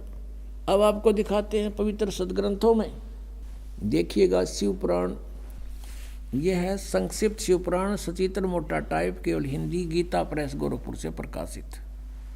इसके संपादक कौन हैं? हनुमान प्रसाद पोदार, गीता प्रेस गोरखपुर से प्रकाशित है। रुद्र संहिता आपके रूबरू कराते हैं इस सदग्रंथ की। संक्षिप्त शिव पुराण पृष्ठ नंबर 98 से 98। इसके लास्ट में थोड़ा सा यहाँ से लिंक करके आगे चलेंगे। 5वां अध्याय रुद्र संहिता का एंड होता है। अपने पुत्र नारद की यह बात सुनकर लोक पिता में ब्रह्मा वहाँ इस प्रकार बोले। अब ये 6वां अध्याय शुरू हो गया। ब्रह्मा जी ने कहा, ब्रह्मन अपने पुत्र से कह रहे हैं, ब्रह्मा जी देव शिरोमणे तुम सदा समस्त जगत के उपकार में ही लगे रहते हो। तुमने लोगों के हित की कामना से बहुत उत्तम बात पूछी है। जिस समय समस्त चराचर जगत नष्ट हो गया था, फिर कुछ भी नहीं था, अंधकार ही अंधकार था। उस समय तत्सद ब्रह्म, यह श्रुति में जो सत्य सुना जाता है एकमात्र वही शेष था। पहले तो ब्रह्मा ने वैसे ज्ञान नहीं था, फिर भी इन पुराणों को हम अभी तक सत्य मानते रहे, उससे ही देखें तत्सद ब्रह्म। अब ये किसके विषय में संकेत है बाद में बताएंगे, पहले हम अपना उद्देश्य देखते हैं। अब 100 पृष्ठ पर देखिएगा। जिस परब्रह्म के विषय में ज्ञान और अज्ञान से पूर्ण, अब ब्रह्मा जी सबसे श्रेष्ठ वक्ता इस ब्रह्मांड का, और वो कहता कुछ ज्ञान कुछ झूठा कुछ सच्चा मैं बताऊं जिसा मुझे पता है। जिस परब्रह्म के विषय में ज्ञान और अज्ञान से पूर्ण उक्तियों द्वारा इस प्रकार विकल्प किए जाते हैं, उसने कुछ काल के बाद द्वितीय की इच्छा प्रकट की। अपने भीतर एक से अनेक होने का संकल्प उदित हुआ। तब उस निराकार परमात्मा ने अपनी लीला शक्ति से अपने लिए मूर्ति की कल्पना की। मूर्ति माने आकार होता है। जो मूर्ति रहित परम ब्रह्म है उसकी मूर्ति, ये भगवान सदाशिव हैं। अर्वाचीन और प्राचीन विद्वान उन्हीं को ईश्वर कहते हैं। उस समय एकाएकी रहकर स्वेच्छा अनुसार विहार करने वाले इन सदाशिव ने अपने विग्रह से स्वयं ही एक स्वरूप भूता शक्ति की सृष्टि की, जो उनके अपने श्रीअंग से कभी अलग होने वाली नहीं थी। उस पराशक्ति को प्रधान प्रकृति गुणवती माया बुद्धि तत्व की जननी तथा विकार रहित बताया है। वह शक्ति अंबिका कही गई है। उसको प्रकृति, ये प्रकृति शब्द याद रखना, ये दुर्गा के लिए है। यहाँ पर गीता जी के अध्याय नंबर 14 के श्लोक 3, 4, 5 में जब आपको दास दिखाएगा ब्रह्मा विष्णु महेश की उत्पत्ति, वहाँ कोड वर्ड है। ये वहाँ दुर्गा के विषय में कहा है प्रकृति के, ये प्रकृति मेरी पत्नी है, मैं इसके पेट में बीज स्थापित करता हूँ गर्भ में, जिससे सबकी उत्पत्ति होती है। काल बोल रहा है गीता को। सर्वेश्वरी और त्रिदेव जननी, तीनों देवताओं की माता, और नित्या और मूल कारण भी कहते हैं। सदाशिव द्वारा प्रकट गई उस शक्ति की 8 भुजाएं हैं, अष्टंगी। अब मैं तुमसे कहूँ चिताई, त्रिदेवन की उत्पत्ति वाई, माँ अष्टंगी पिता निरंजन। जिसको ये सदाशिव कहते हैं ना, ये सदाशिव, ये है वो काल, वो शिव रूप धारण करके प्रकट हो जाता है अपने पुत्र का रूप बना करके। उसकी 8 भुजाएं हैं, शक्ति के 8 भुजाएं हैं, नाना प्रकार के आभूषण उसके श्री अंगों की शोभा बढ़ाते हैं। अब प्रकृति है या प्रकृति जो सारे 8 हथियार रखती है, वो उसकी 8 भुजाएं हैं और अनेक प्रकार के अस्त्र शस्त्र धारण करती है। एकाकिनी होकर भी वह माया संयोग वसात अनेक हो जाती है। जैसे 3 रूप और बनाए थे इसने, सावित्री, लक्ष्मी और पार्वती के। जो वे सदाशिव हैं उन्हें परम पुरुष ईश्वर, शिव, शंभु और महेश्वर कहते हैं। अब यहाँ क्लियर होगा इसका। अब ये हम 101 पर आगे पढ़ते पढ़ते 101 पृष्ठ पर रुद्र संहिता, और ये 6वां 7वां अध्याय चल रहा है। वे अपने सारे अंगों पर भस्म रमाए रहते हैं। उन काल रूपी ब्रह्म ने, हो गया क्लियर, वो काल रूपी ब्रह्म है, ब्रह्मा विष्णु महेश का जो पिता है, दुर्गा का पति है। काल रूपी ब्रह्म ने एक ही समय में शक्ति के साथ, नाथ नहीं है, शक्ति के साथ शिवलोक नामक क्षेत्र का निर्माण किया था। उस उत्तम क्षेत्र को काशी कहते हैं। वे प्रिया और प्रियतम रूप, वे दोनों पति पत्नी के रूप में शक्ति और शिव, दुर्गा और ये काल रूपी ब्रह्म जो परमानंद स्वरूप है, उस मनोरथ क्षेत्र में नित्य निवास करते हैं। आगे देखो, देवर से एक समय उस आनंद वन में रमण करते हुए शिवा और शिव के, दुर्गा और काल के मन में यह इच्छा हुई कि किसी दूसरे पुरुष की भी सृष्टि करनी चाहिए, कोई संतान उत्पन्न करनी चाहिए। जिस पर यह सृष्टि संचालन का महान भार रखकर हम दोनों केवल काशी में रहकर स्वेच्छा अनुसार विचरें और निर्वाण धारण करें। ऐसा निश्चय करके शक्ति सहित सर्वव्यापी परमेश्वर शिव ने, काल रूपी ब्रह्म ने अपने वाम भाग के 10वें अंग पर अमृत मल दिया, यानी पति पत्नी व्यवहार किया। फिर तो वहां से एक पुरुष प्रकट हुआ, यानी पुत्र। यहां देखिएगा 102 पृष्ठ पे। अब हम यहाँ पढ़ेंगे, थोड़ा सा लेंगे। शिव ने कहा, उस उत्पन्न बालक से कहा, शिव ने कहा, वत्स बेटा, व्यापक होने के कारण तुम्हारा विष्णु नाम विख्यात हुआ। अब दुर्गा और काल से विष्णु का जन्म सिद्ध हुआ। अब देखिए ये 6वां अध्याय समाप्त हुआ। अब 7वें में आते हैं। ब्रह्मा जी कहते हैं देवर से, तत्पश्चात कल्याणकारी परमेश्वर सांब सदाशिव ने, यानी उस काल ने पुर्गा से संयोग करके जैसे विष्णु उत्पन्न किया, पूर्ववत प्रयत्न करके मुझे अपने दाहिने अंग से उत्पन्न कर दिया। अब पुण्यात्माओं, अब कोई शंका रही आपके कि कौन है इनका दादा, कौन है इन सब की सृष्टि, सबकी उत्पत्ति का जानकार? और परमात्मा बिना सर्वज्ञ नहीं हो सकता, सबको जानने वाला केवल कबीर इज गॉड। अब यहाँ पर 2 तो कंसेप्ट क्लियर हो गए कि विष्णु और ब्रह्मा की उत्पत्ति होगी इस काल से और दुर्गा के संयोग से, ये इनके पुत्र। अब तीसरा रह गया शिव। अब यहाँ अनुवाद करता विचलित हो गया। मूल संस्कृत पाठ में सही लिखा है, अब इसने अनुवाद करता केवल हिंदी है इसमें, इसने यहाँ गड़बड़ी कर दी। सोचा कि शिव से शिव की उत्पत्ति लिखूंगा तो मैं पागल कहूँगा, इसने वो टाल मटोल कर दी। परमात्मा कहते हैं चोर चुरावे तुमड़ी और गाड्डे पानी में, वो गाड्डे हुआ ऊपर आवे न सच्चाई छनी ना। एक चोर ने तुम्बा चुरा लिया, सूखा तुम्बा, ये मतीरा हुआ अगर जैसे पेट तुम्बा होता है, बहुत बड़ा एक फल होता है, वो सूख जाता है, उसके अंदर से बीज निकाल देते हैं तो वो सूख कर बिल्कुल एक गेंद जैसा हो जाता, अच्छी बड़ी गेंद जैसा। उसने चुरा कर उसने सोचा पानी में लुको दे, छुपा दे, वो गोता मारे और पानी में नीचे छोड़ का और ऊपर आ जाए उससे ही पहले। तो कहते हैं चोर चुरावे तुम बड़ी गाड्डे पानी में वो गाड्डे वो ऊपर आवे नो सच्चाई छानी ना। अब आपको दिखाते हैं ब्रह्मा विष्णु महेश से अन्य है जो इनका पिता है। अब देखिएगा वही रुद्र संहिता, ये वही शिवपुराण है, संक्षिप्त शिवपुराण 110 पृष्ठ पे रुद्र संहिता चल रहा है।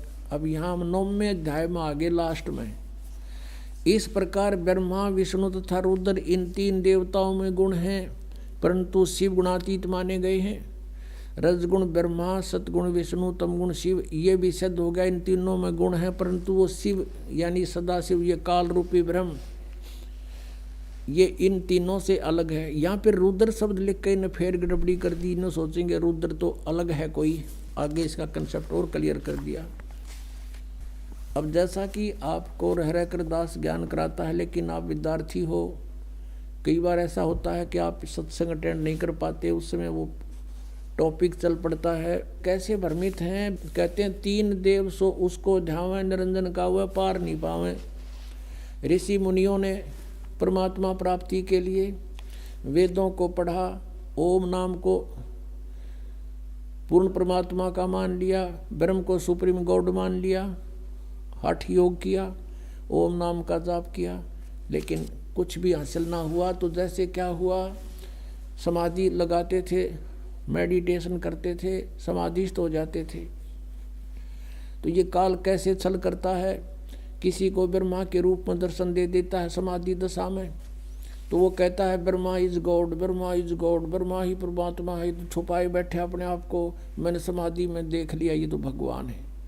अब इससे ब्रह्मा जी की प्रभुता होगी, ब्रह्मा जी के भी चौड़ी काख होगी कि मैं भगवान हूँ। उधर से ये काल क्या करता, किसी दूसरे ऋषि को विष्णु जी के रूप में दे दिया दर्शन, अपने पुत्र विष्णु के रूप में। उसने सब जगह ढिंढोरा पीट दिया कि ये खुद मालिक है, ये पूर्ण परमात्मा है, हजरो अमर है, यही सर्वशक्तिमान है, यही 3 रूप बना लेता है, ये विष्णु इज गॉड। इस बात से विष्णु जी फूल गए, आई एम गॉड। किसी को ही अपने पुत्र शिव के रूप में दर्शन दे दिए, तो उसने शिव जी को सर्वेश्वर बता दिया, महेश्वर मृत्युंजय कालज्ञ सर्वेश्वर बता दिया। इसी बात के भ्रम से एक बार ब्रह्मा ने कहा विष्णु जी को जा करके, मैं तेरा बाप, तू खड़ा होकर मेरा सत्कार नहीं करता। विष्णु जी कहते मैं तेरा बाप, तो मेरी नाभि कमल से उत्पन्न हुआ है। ब्रह्मा कहता मैं सारी सृष्टि का रचने वाला हूँ, तू मेरा पुत्र है। इस बात पर गुट बाज गया, दोनों का झगड़ा हो गया। तो जब काल ने ब्रह्म ने देखा कि ये तो लड़ मरेंगे, उन्होंने उसके बीच में एक पिलर खड़ा कर दिया, तेजों में स्तंभ। ये लड़ना छोड़ गए, उसकी ऊपर नीचे ढूंढने लगे, खोज करने लगे इसका एंड कहाँ है, कहीं एंड ना मिल रहा। ब्रह्मा ने झूठ बोल दी। वो तो एक लंबी कहानी हम बताते हैं। फिर क्या हुआ कि ये काल आ गया सदाशिव रूप में, अपने पुत्र के रूप में प्रकट हो गया, शिव के रूप में, और इन दोनों से कहा कि यू आर नॉट गॉड, तुम परमात्मा नहीं हो, तुम्हें भ्रम हो गया, तुम अपने आप को ईश समझते हो, इस तुम्हारी ये फड़क निकालने के लिए, भ्रम निवारण करने के लिए मैं आया हूँ। इसके लिए आपको विद संस्कृत दिखानी पड़ेगी। या शिव पुराण देखिएगा, ये प्रथम भाग है शिव महापुराण हिंदी टीका सहित। श्री शिव महापुराण विद्या अवरिधि पंडित ज्वाला प्रसाद जी मिश्र कृत हिंदी टीका सहित, खेमरा श्री कृष्ण दास प्रकाशन बम्बई। इतने से अब हम इसमें थोड़ा सा लिंक देखेंगे। एक बार ब्रह्मा और विष्णु का युद्ध हो गया। अब यहाँ इसके 11 पृष्ठ पे विद्वेश्वर संहिता, विद्वेश्वर संहिता भाग 1 अध्याय 6 में नंदीकेश्वर बोले, नंदीकेश्वर यानी शिव का वाहन बताता है। इस काल रहता है इन्हीं रूप में। हे योगेंद्र, आगे एक समय विष्णु भगवान शेष सैया पर अपने गरुड़ादि पार्षदों की संयुक्त लक्ष्मी सहित शयन करते थे, विश्राम कर रहे थे। उस समय ब्रह्म ज्ञानियों में श्रेष्ठ ब्रह्मा जी अपनी इच्छा से वहां आए और सब प्रकार सुंदर सेज पर शयन करते हुए कमल लोचन विष्णु जी से पूछने लगे, तुम कौन हो? मुझे देखकर अभिमानी पुरुष के समान शयन करते हो, सोए पड़े हो। हे वत्स, हे बेटा उठो, देखो मैं तुम्हारा स्वामी आया हूं। ब्रह्मा जी बोले, बेटा खड़ा हो, देख मैं तेरा स्वामी आया हूं। आए हुए गुरु को देखकर जो अभिमान करता है उस द्रोही मूढ़ का, मूर्ख का प्रायश्चित होना उचित है। यह सुनकर विष्णु जी के अंतर में तो क्रोध हुआ, ऊपर अंदर तो छो उठा पर ऊपर ना दिखाया तुरंत बाहर, परंतु बाहर से शांत रहे और बोले, बेटा बोले वत्स तुम्हारा मंगल हो, बैठो इस आसन पर विराजो। इस समय तुम्हारा नेत्र कुटिल और मुख बांका क्यों हो गया? क्योंकि छो मारे गुस्सा हो रहा था ब्रह्मा को। ब्रह्मा जी बोले, वत्स विष्णु, ये बेटा विष्णु, तुमको समय के प्रभाव से अभिमान है। हे पुत्र, मैं तुम्हारा रक्षक और जगत का पिता मैं हूँ। विष्णु जी बोले, ये तो सब जगत मुझ में स्थित है, तुम चोर के समान किस प्रकार अपना कहते हो? तुम मेरी नाभि कमल से उत्पन्न हुए हो, इससे मेरे पुत्र हो, मुझे पुत्र कहना व्यर्था है। नंदीकेश्वर बोले, इस प्रकार ब्रह्मा विष्णु दोनों ही रजोगुण से मुग्ध होकर विवाद करने लगे। मैं श्रेष्ठ हूँ, मैं स्वामी हूँ, ऐसा कहकर एक दूसरे को मारने की इच्छा से युद्ध करने में उत्सुक हुए। और तब संपूर्ण देवता विमान में बैठकर उस महा अद्भुत युद्ध को देखने को चले आए और आकाश से उनके ऊपर फूल बरसाने लगे। वाह रे देवताओं, जैसे जोटे बढ़ा करें गाँव में, जैसे दो लड़ रहे हैं और देवता न्यू के शाबाश बहुत अच्छा कर दो काम और फूल बरसावें। ये देवताओं के लक्षण है, इनको बीच में आना चाहिए था और हाथ पैर जोड़ कर उनको छुटवाना चाहिए था कि तुम लड़ोगे तो हमारा क्या होगा। हर देवता ने हो गए ऊपर तो फूल बरसावें, शाबाश मरो कटके। तो यह पंचायत तो पहले तो बिगड़ रही है, को नई को नहीं बिगड़ी भी।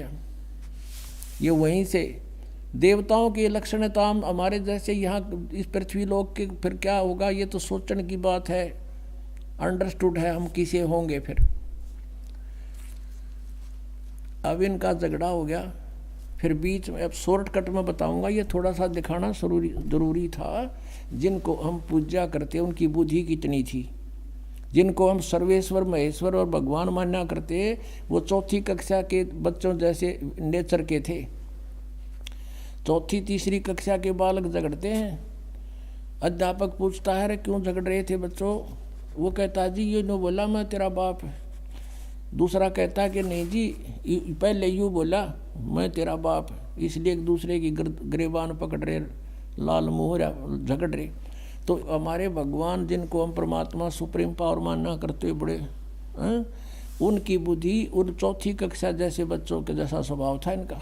ये आपके समक्ष दास अपनी तरफ से नहीं कह रहा कि इन आचरणों को देखकर हम पहचानेंगे हु इज गॉड, कौन है वो परमात्मा। अब आगे क्या हुआ, फिर ये काल आ गया अपने पुत्र शिव जी के रूप धारण कर। इसने प्रतिज्ञा कर रखी है कि मैं अपने वास्तविक रूप में कभी किसी को दर्शन नहीं दूंगा। इसने प्रतिज्ञा कर रखी है, कसम खा रखी है। इसलिए ये ऐसे कभी विष्णु के रूप में किसी को दर्शन दे देता है। जो विष्णु की पूजा करता है, शिव की पूजा करता है, शिव के रूप में दर्शन दे देता है। वास्तविक रूप में आया था यो महाभारत के युद्ध में, जब उस अर्जुन जैसा योद्धा भी देख कर इसकी शकल ने कांप गया था। वो था इसका असली रूप। और कहता मैं काल हूँ, सबको खाने के लिए आया हूँ। और अर्जुन ने करबद्ध होकर कहा था भगवान आप अपने उसी चतुर्भुज रूप में आ जाओ, अब मुझसे ये देखा नहीं जाता। कलजा फट गया उसका।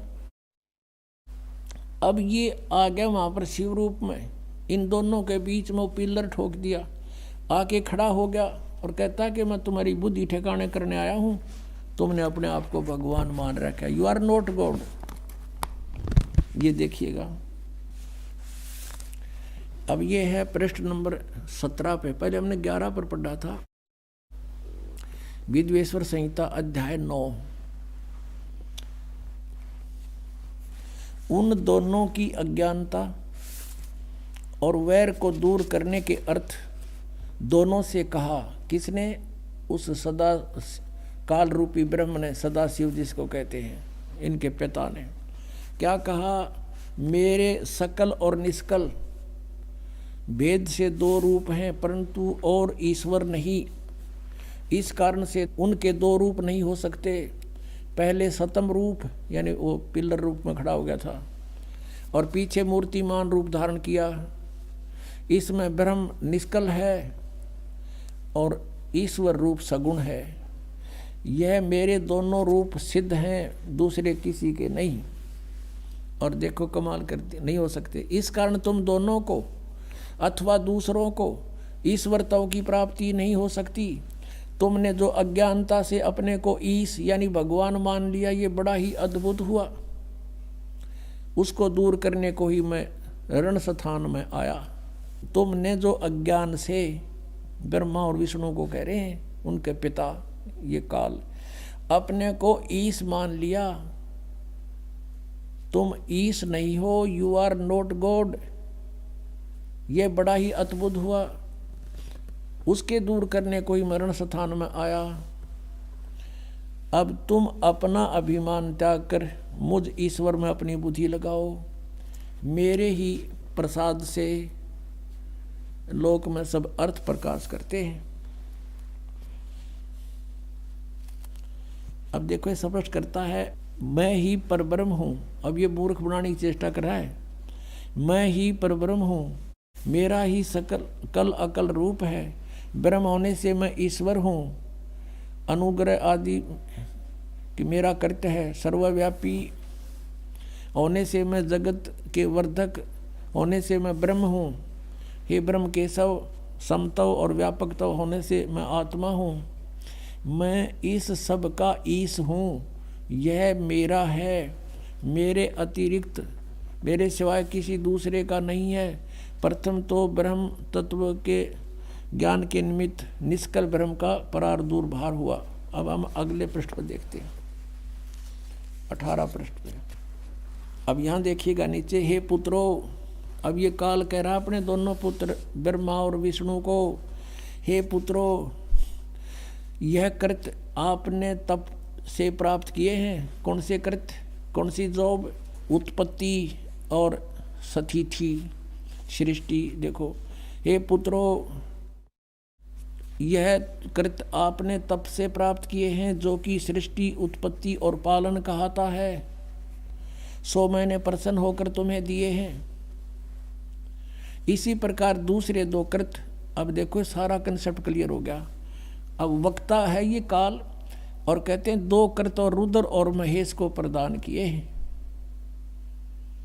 अब दो तो ऊपर हो गए पुत्रों, दो तो ये ऊपर थे, और अब ये दो ये हो गए रुद्र और महेश। इनसे अलग है यो बोलने वाला इनका पिता।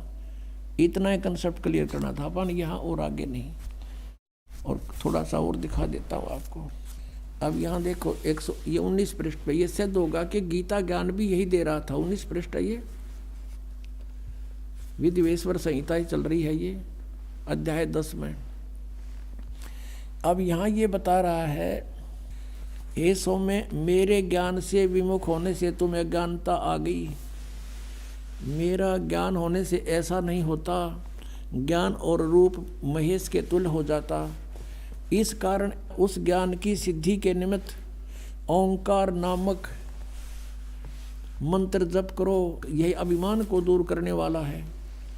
सोई निज मंत्र उपदेश करते हैं। ये ओंकार मेरे मुख से उत्पन्न होने से मेरे ही रूप का बोधक है। यानी ओम मंत्र कहता मेरा है, महामंगल करने वाला है। यह वाचक है, मैं वाच्य हूँ। यह मंत्र मेरा आत्मा है। इसके स्मरण से मेरा स्मरण होता है। उत्तर की ओर के मुख से अकार, पश्चिम के मुख से उकार, दक्षिण के मुख से मकार, पूर्व के मुख से बिंदु और मध्य के मुख से नाद। उत्पन्न हुआ है। इस प्रकार 5 प्रकार से निर्गत हुआ। यह सब एक होकर ओम ऐसा एक अक्षर हो जाता है। इससे सिद्ध हो गया कि ओम मंत्र का जाप इस ब्रह्म का है, ब्रह्मा विष्णु महेश के पिता का है, और यही एक अक्षर हो जाता है।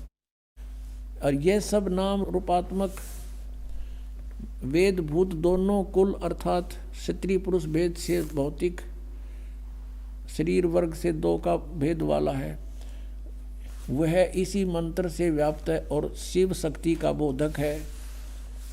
इसी ओंकार से सब जगत का बोधक प्रणव उत्पन्न हुआ है। अक्षर आदि के क्रम से अर्थात आकार से, नकार से, उकार से, मकार से, सी से, बिंदु से, वा से प्रकट हुआ है। और इसी 5 अक्षर से 5 भेद से मात्र का आकार, अलंकार, ये सारा कुछ इनका सब का मूल कहते हैं ये ओम है। इन सब मंत्रों का ये ओम अक्षर है, और ओम एक अक्षर है। इसमें ओम नमः शिवाय कहीं पर भी मूल पाठ में नहीं है। इसमें यहाँ से शुरू होता है कि एकीभूत होकर के ये ओम इति एक अक्षर अभवत भवत, ये एक अक्षर हो जाता है, नथिंग एल्स। अब यहाँ जो ओम एक अक्षर है, गीता जी अध्याय नंबर 8 के श्रीमद् भगवद गीता अध्याय नंबर 8 के श्लोक नंबर 13 में कहा कि ओम इति एकाक्षरम ब्रह्म व्यवहारन माम अनुसमरण यह प्रयाति तदंदेहम सयाति परमाम गतिम। माम ब्रह्म, मुझ ब्रह्म का केवल एक ओम मंत्र है। ओम एक अक्षर का ये ओम मंत्र है, एक अक्षर, नथिंग एल्स। और जो उच्चारण करके सिमरण करता हुआ यह प्रयाति तदंदेहम, जो शरीर त्यागते समय तक इसका सुमन करता हुआ जाता है, सयाति परमाम गतिम, ओम से मिलने वाली परम गति उसको प्राप्त होती है। ओम से परम गति क्या होती है? ब्रह्मलोक प्राप्ति। 8वें अध्याय के 16वें श्लोक में कहा कि ब्रह्मलोक पर्यंत भी जन्म मृत्यु के अंदर है। अब हम अपने उस टॉपिक पर आते हैं कि इसलिए गीता जी अध्याय नंबर 18 के श्लोक नंबर 62 में गीता ज्ञानदाता कहता है कि तू सर्वभाव से उस परमेश्वर की शरण में जा, उसकी कृपा से तू परम शांति को, सनातन परम धाम को प्राप्त होगा। श्रीमद् भगवद गीता अध्याय नंबर 17 के श्लोक 23 में कहा कि ओम तत्सत इति निर्देश है ब्रह्मण त्रिविध समर्थ है। ब्रह्मण माने सच्चिदानंद घन ब्रह्म, परम अक्षर ब्रह्म, पूर्ण परमात्मा सतपुरुष का ओम तत्सत 3 मंत्र का जाप है, नथिंग एल्स। श्री गीता जी में और दूसरा मंत्र नहीं है ओम के अतिरिक्त। और ये 3 मंत्र का जाप गीता ज्ञानदाता कहता मैं नहीं जानता। 4थे अध्याय के 34वें श्लोक में कहा कि उस तत्व ज्ञान के अंदर वो सब विस्तार से कहा गया है, जो 4थे अध्याय के 32वें श्लोक में बताया है कि सच्चिदानंद ब्रह्म की वाणी में वो बोला गया है, वो तत्व ज्ञान है। उस तत्व ज्ञान को तू तत्वदर्शी संतों के पास जाके समझ। इससे सिद्ध है गीता ज्ञानदाता भी इस मंत्र से परिचित नहीं है। तो कहने का भाव ये है कि गीता जी के अंदर न हरे राम हरे कृष्ण, न सीताराम राधे श्याम, राम राम राधे श्याम सीताराम, और न ही ये ओम नमः शिवाय, और न ही ओम भगवते वासुदेव नमः। तो ये सारे मनमाना आचरण है ये मंत्र। गीता जी अध्याय नंबर 16 के श्लोक नंबर 23 में कहा है कि शास्त्र विधि को त्याग कर जो मनमाना आचरण करते हैं उनको कोई लाभ नहीं होना, ना उनको सुख हो, ना उनकी गति हो, ना उनको कोई सिद्धि प्राप्त हो, यूजलेस।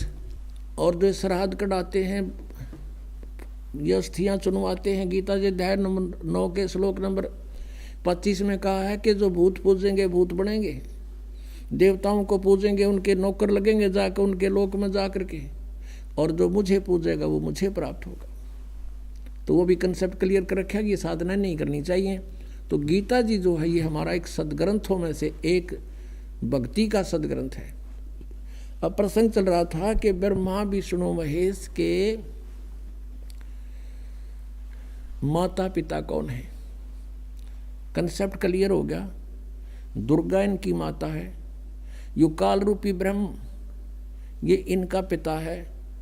दुर्गा को प्रकृति भी कहते हैं, और रजगुण ब्रह्मा, सतगुण विष्णु, तमगुण शिव जी है।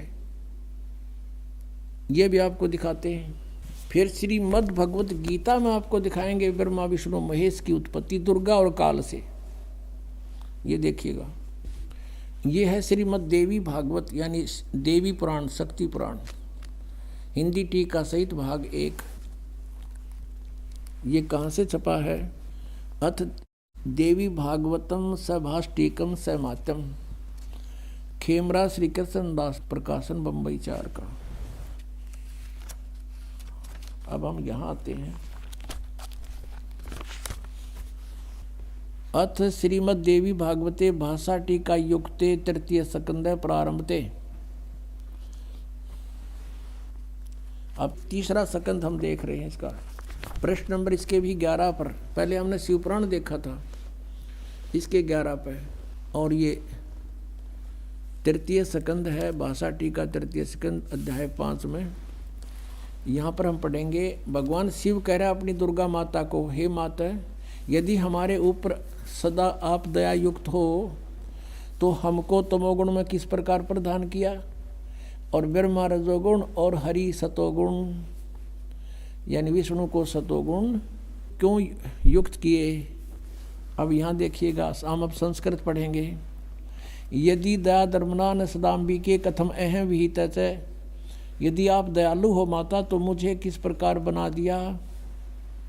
तमोगुण और कमल जय, कमल से उत्पन्न होने वाले ब्रह्मा को रजोगुण संभव, क्यों रजोगुण कैसे उत्पन्न कर दिया। सुवित किमो सतोगुण हरि, और विष्णु को किस प्रकार आपने सतोगुण बना दिया। इति सिद्धम रजगुण ब्रह्मा सतगुण विष्णु तमगुण शिव जी। और दिखाते हैं, क्योंकि पुण्यात्माओं आज हमने कंप्यूटर बना लिए, हेलीकॉप्टर बना लिए, एयरप्लेन बना लिए, और सोकाई लैब बना लिए, और पता नहीं के रचना रच ली यहाँ पर इस नकली लोक में। 2 दिन का जीवन है, और जो काम करना था उधर हमारा ध्यान भी नहीं जाने दिया इस काल ने। एटम बम बना लिए, एक दूसरे के शत्रु बन गए। जो बनाना था वो छेड़ा भी कोई नहीं, शुरू भी नहीं किया, उसका स्टार्ट भी नहीं कर रखा। अब देखिएगा, ये PhD करा रहा है ये दास आपको। सौभाग्य आपको इस यूनिवर्सिटी में प्रवेश मिल गया, जो मोक्ष मिलेगा इससे। ये मार्कंडेय पुराण गीता प्रेस गोरखपुर से प्रकाशित है। इसके 123 पृष्ठ पे, इसके 123 पृष्ठ पे आपको दिखाते हैं। मार्कंडेय जी कह रहे हैं, संक्षिप्त मार्कंडेय पुराण 122 से शुरू होगा, यहाँ से देखते हैं 123 पर फिर पूरा विवरण है। मार्कंडेय जी बोले, ये मार्कंडेय जी का उपदेश चल रहा है, ये यहाँ देखेंगे 123 पृष्ठ पे, ये 123 पृष्ठ पे। अब यहाँ जाते हैं हम। इस तरह स्वयंभू परमात्मा की 3 अवस्थाएं हैं। रजोगुण प्रधान ब्रह्मा, तमोगुण प्रधान रुद्र, सतगुण प्रधान सतप्रधान विश्वपालक विष्णु है, और ये ही 3 देवता हैं, और ये ही 3 गुण हैं। गुण तीनों की भक्ति में ये भूल पड़ो संसारे, कह कबीर निज नाम बिना कैसे उतरो पार। 3 देव की जो करते भक्ति, उनकी कदे ना होवे मुक्ति।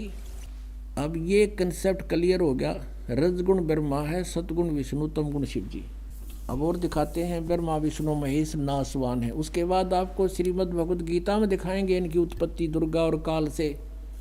ये देखिएगा, श्रीमद् देवी भागवत गीता प्रेस गोरखपुर से प्रकाशित, संपादक हनुमान प्रसाद पोदार चिमनलाल गोस्वामी।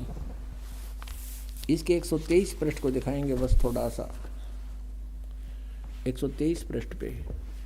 अब भगवान विष्णु अपनी माता दुर्गा की स्तुति करते हुए कह रहे हैं, तुम शुद्ध स्वरूपा हो, ये सारा संसार तुम इसे उद्भासित हो रहा है। मैं ब्रह्मा और शंकर, हम सभी तुम्हारी कृपा से विद्यमान हैं। हमारा आविर्भाव और तिरोभाव, आविर्भाव माने जन्म, तिरोभाव माने मृत्यु हुआ करता है। केवल तुम ही नित हो, जगत जननी हो, प्रकृति और सनातनी देवी हो। प्रकृति शब्द याद रखना दुर्गा के लिए है।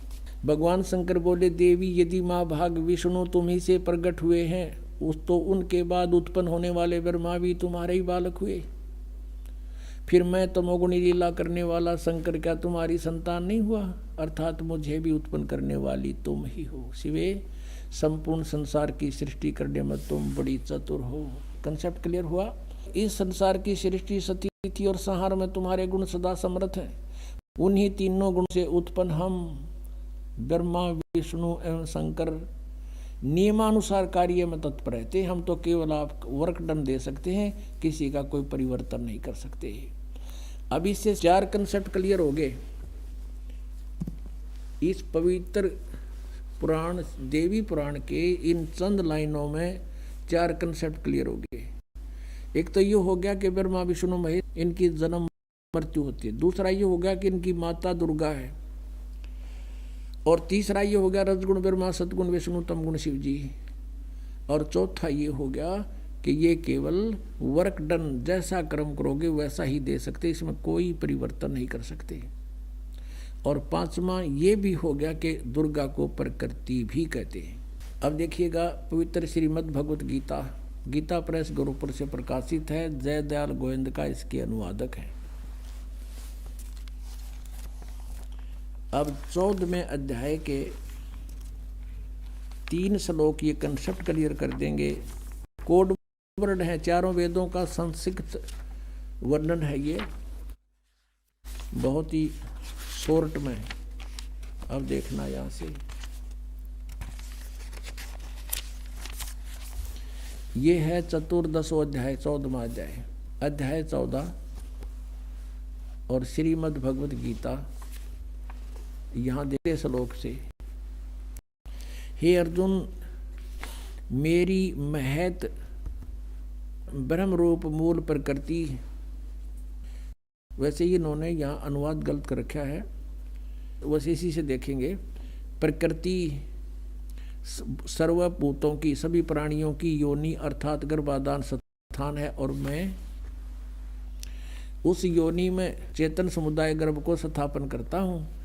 ततः माने उसके संयोग से, ततः माने उससे सब भूतों की प्राणियों की उत्पत्ति होती है। और चौथे में, हे अर्जुन, नाना प्रकार की सब योनियों में जितनी मूर्तियां अर्थात शरीरधारी प्राणी उत्पन्न होते हैं, दुर्गा प्रकृति तो उनकी गर्भ धारण करने वाली माता है, और मैं बीज स्थापन करने वाला पिता हूँ। यो काल बोल रहा है। और 5वें में स्पष्ट कर दिया है, हे अर्जुन, सतगुण रजगुण तमगुण ये प्रकृति से उत्पन्न, दुर्गा से तीनों गुण, रजगुण ब्रह्मा सतगुण विष्णु तमगुण शिव जी, प्रकृति से उत्पन्न ये तीनों गुण अविनाशी जीवात्मा को शरीर में बांधते हैं। जाड़ दिया कि ब्रह्मा विष्णु महेश इन जीवात्मा को कर्मानुसार, इसको कहते हैं तत्व, और कहते हैं जो सदग्रंथों को अच्छी तरह समझ।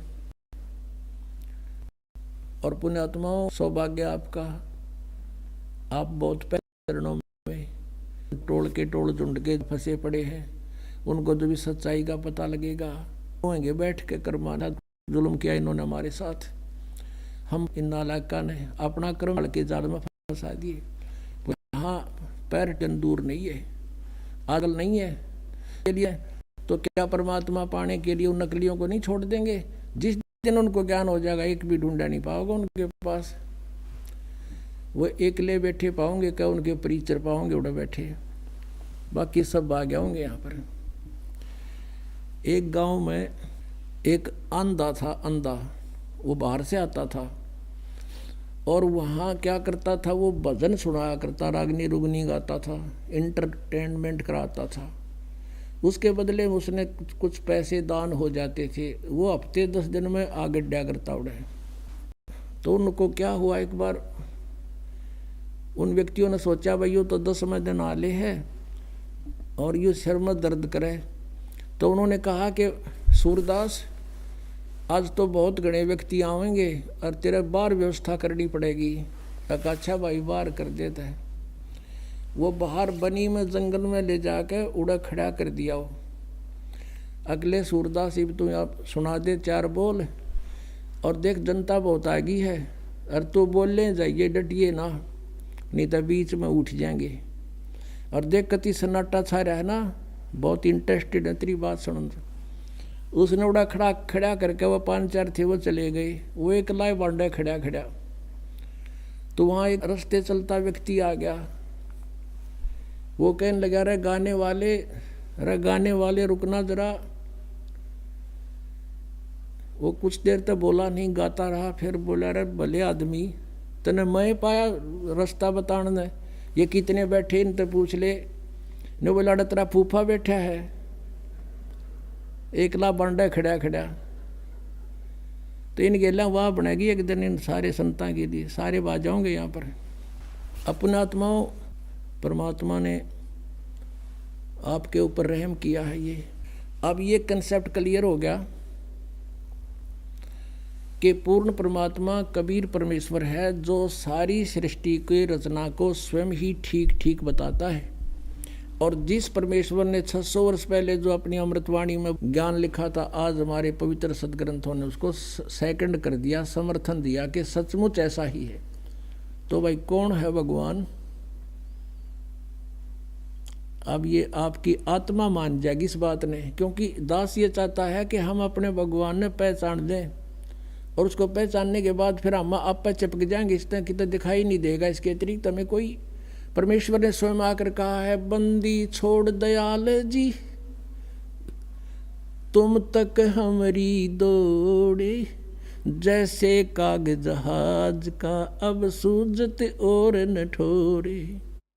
जब आपको तत्व ज्ञान हो जाएगा, परमात्मा की पहचान हो जाएगी, उस समय जैसे ऐसी स्थिति आप जी की हो जाएगी जैसे पहले पुराने समय में समुद्री जहाज के अंदर कौवे बैठ के चले जाते थे रोटी खाने के लिए, कि टुकड़ा ये कहीं खाना खाएंगे, टुकड़ा डालेंगे, और रात के शाम के समय या दिन के समय जहाज प्रस्थान कर जाता था। जब रात्रि हो जाती थी, सुबह सूर्य उदय होता था, तब तक 200-300 किलोमीटर जहाज चला जाता था। तो उस समय ऐसे इंस्ट्रूमेंट हुआ करते, दिशा सूचक यंत्र रखा करते थे, और कई बार दिशा सूचक यंत्र चुंबकीय चट्टानों से डिस्टर्ब हो जाते थे, और वो जहाज के चालक अपने इंस्ट्रूमेंट को चेक करने के लिए, अपनी दिशा को चेक करने के लिए कौवे का सहारा लेते थे। कौवे में एक विशेष गुण दिया है परमात्मा ने कि वो जिस दिशा से चलता है उस दिशा को भूलता नहीं। तो क्या करते थे वो चालक, सुबह कौवे के डले मार दिया करते, उसने विवश कर देते जहाज से उड़ने के लिए। तो कौवा अपनी उसी दिशा को उड़ता है कि मैं अपने घर को लौटूं, तो उसी दिशा को उड़कर चल पड़ता है। वो कुछ देर तो उड़ता जाता है, लेकिन उसको कहीं भी बैठने का स्थान आसपास नजर नहीं आता है। अंत में वो सब जगह देखता है कि जहाँ भी बैठूंगा वहीं डूब मरूंगा।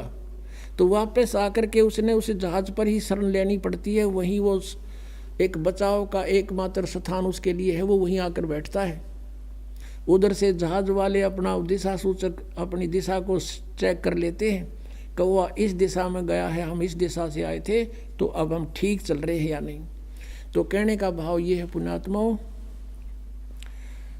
आप जी को परमात्मा के सामर्थ्य का जो पता चलेगा, कबीर इज गॉड, आपकी स्थिति ऐसी हो जाएगी जैसे काग जहाज का अब सूझे और नठोर।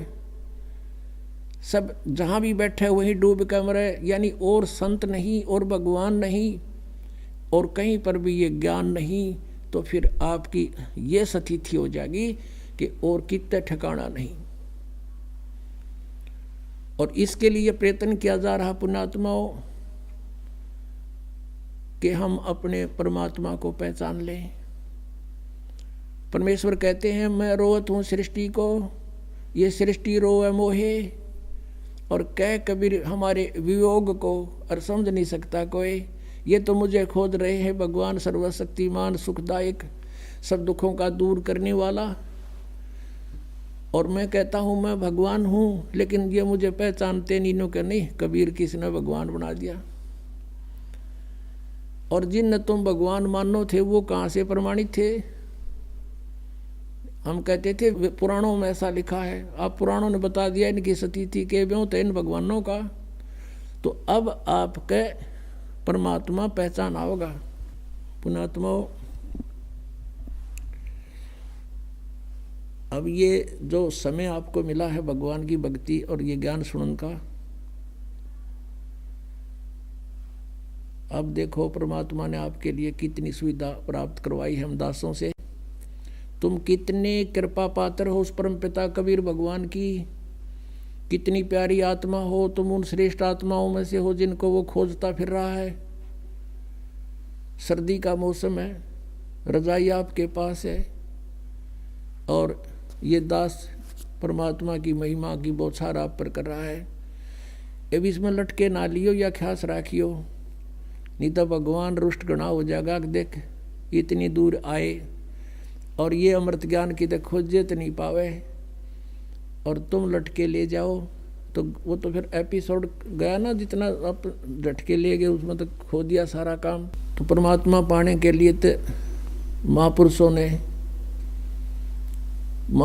ने अपने शरीर को सुखा दिया तपस्या कर करके, और हृदय में जिनका चोट लगी तो कैसे लगी, लागी का मार्ग और है लगे चोट काल जा करके, लागी का मार्ग और है लगे चोट काल जा करके, लगे चोट काल जा करके, लगे चोट काल जा करके,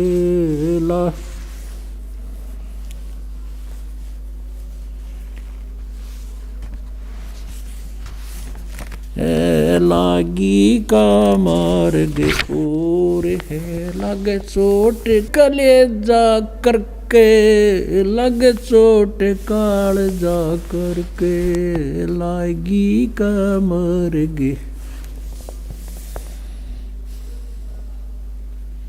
कहते हैं जब आपके लगन लगेगी मालिक की, कलेजे में कसक हो जाएगी, एक न्यारी कसक उठेगी। परमात्मा कहते हैं जब आपका या लगन लगेगी भगवान की, कहते हैं कबीर वैद बुलाइया और पकड़ के देखी बा, और वैद न वेदन जान ही मेरा कर कलेजे बा।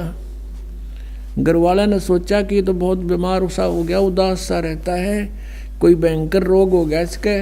वैद बुलाया, नाड़ी पकड़ के देखी, वैद ने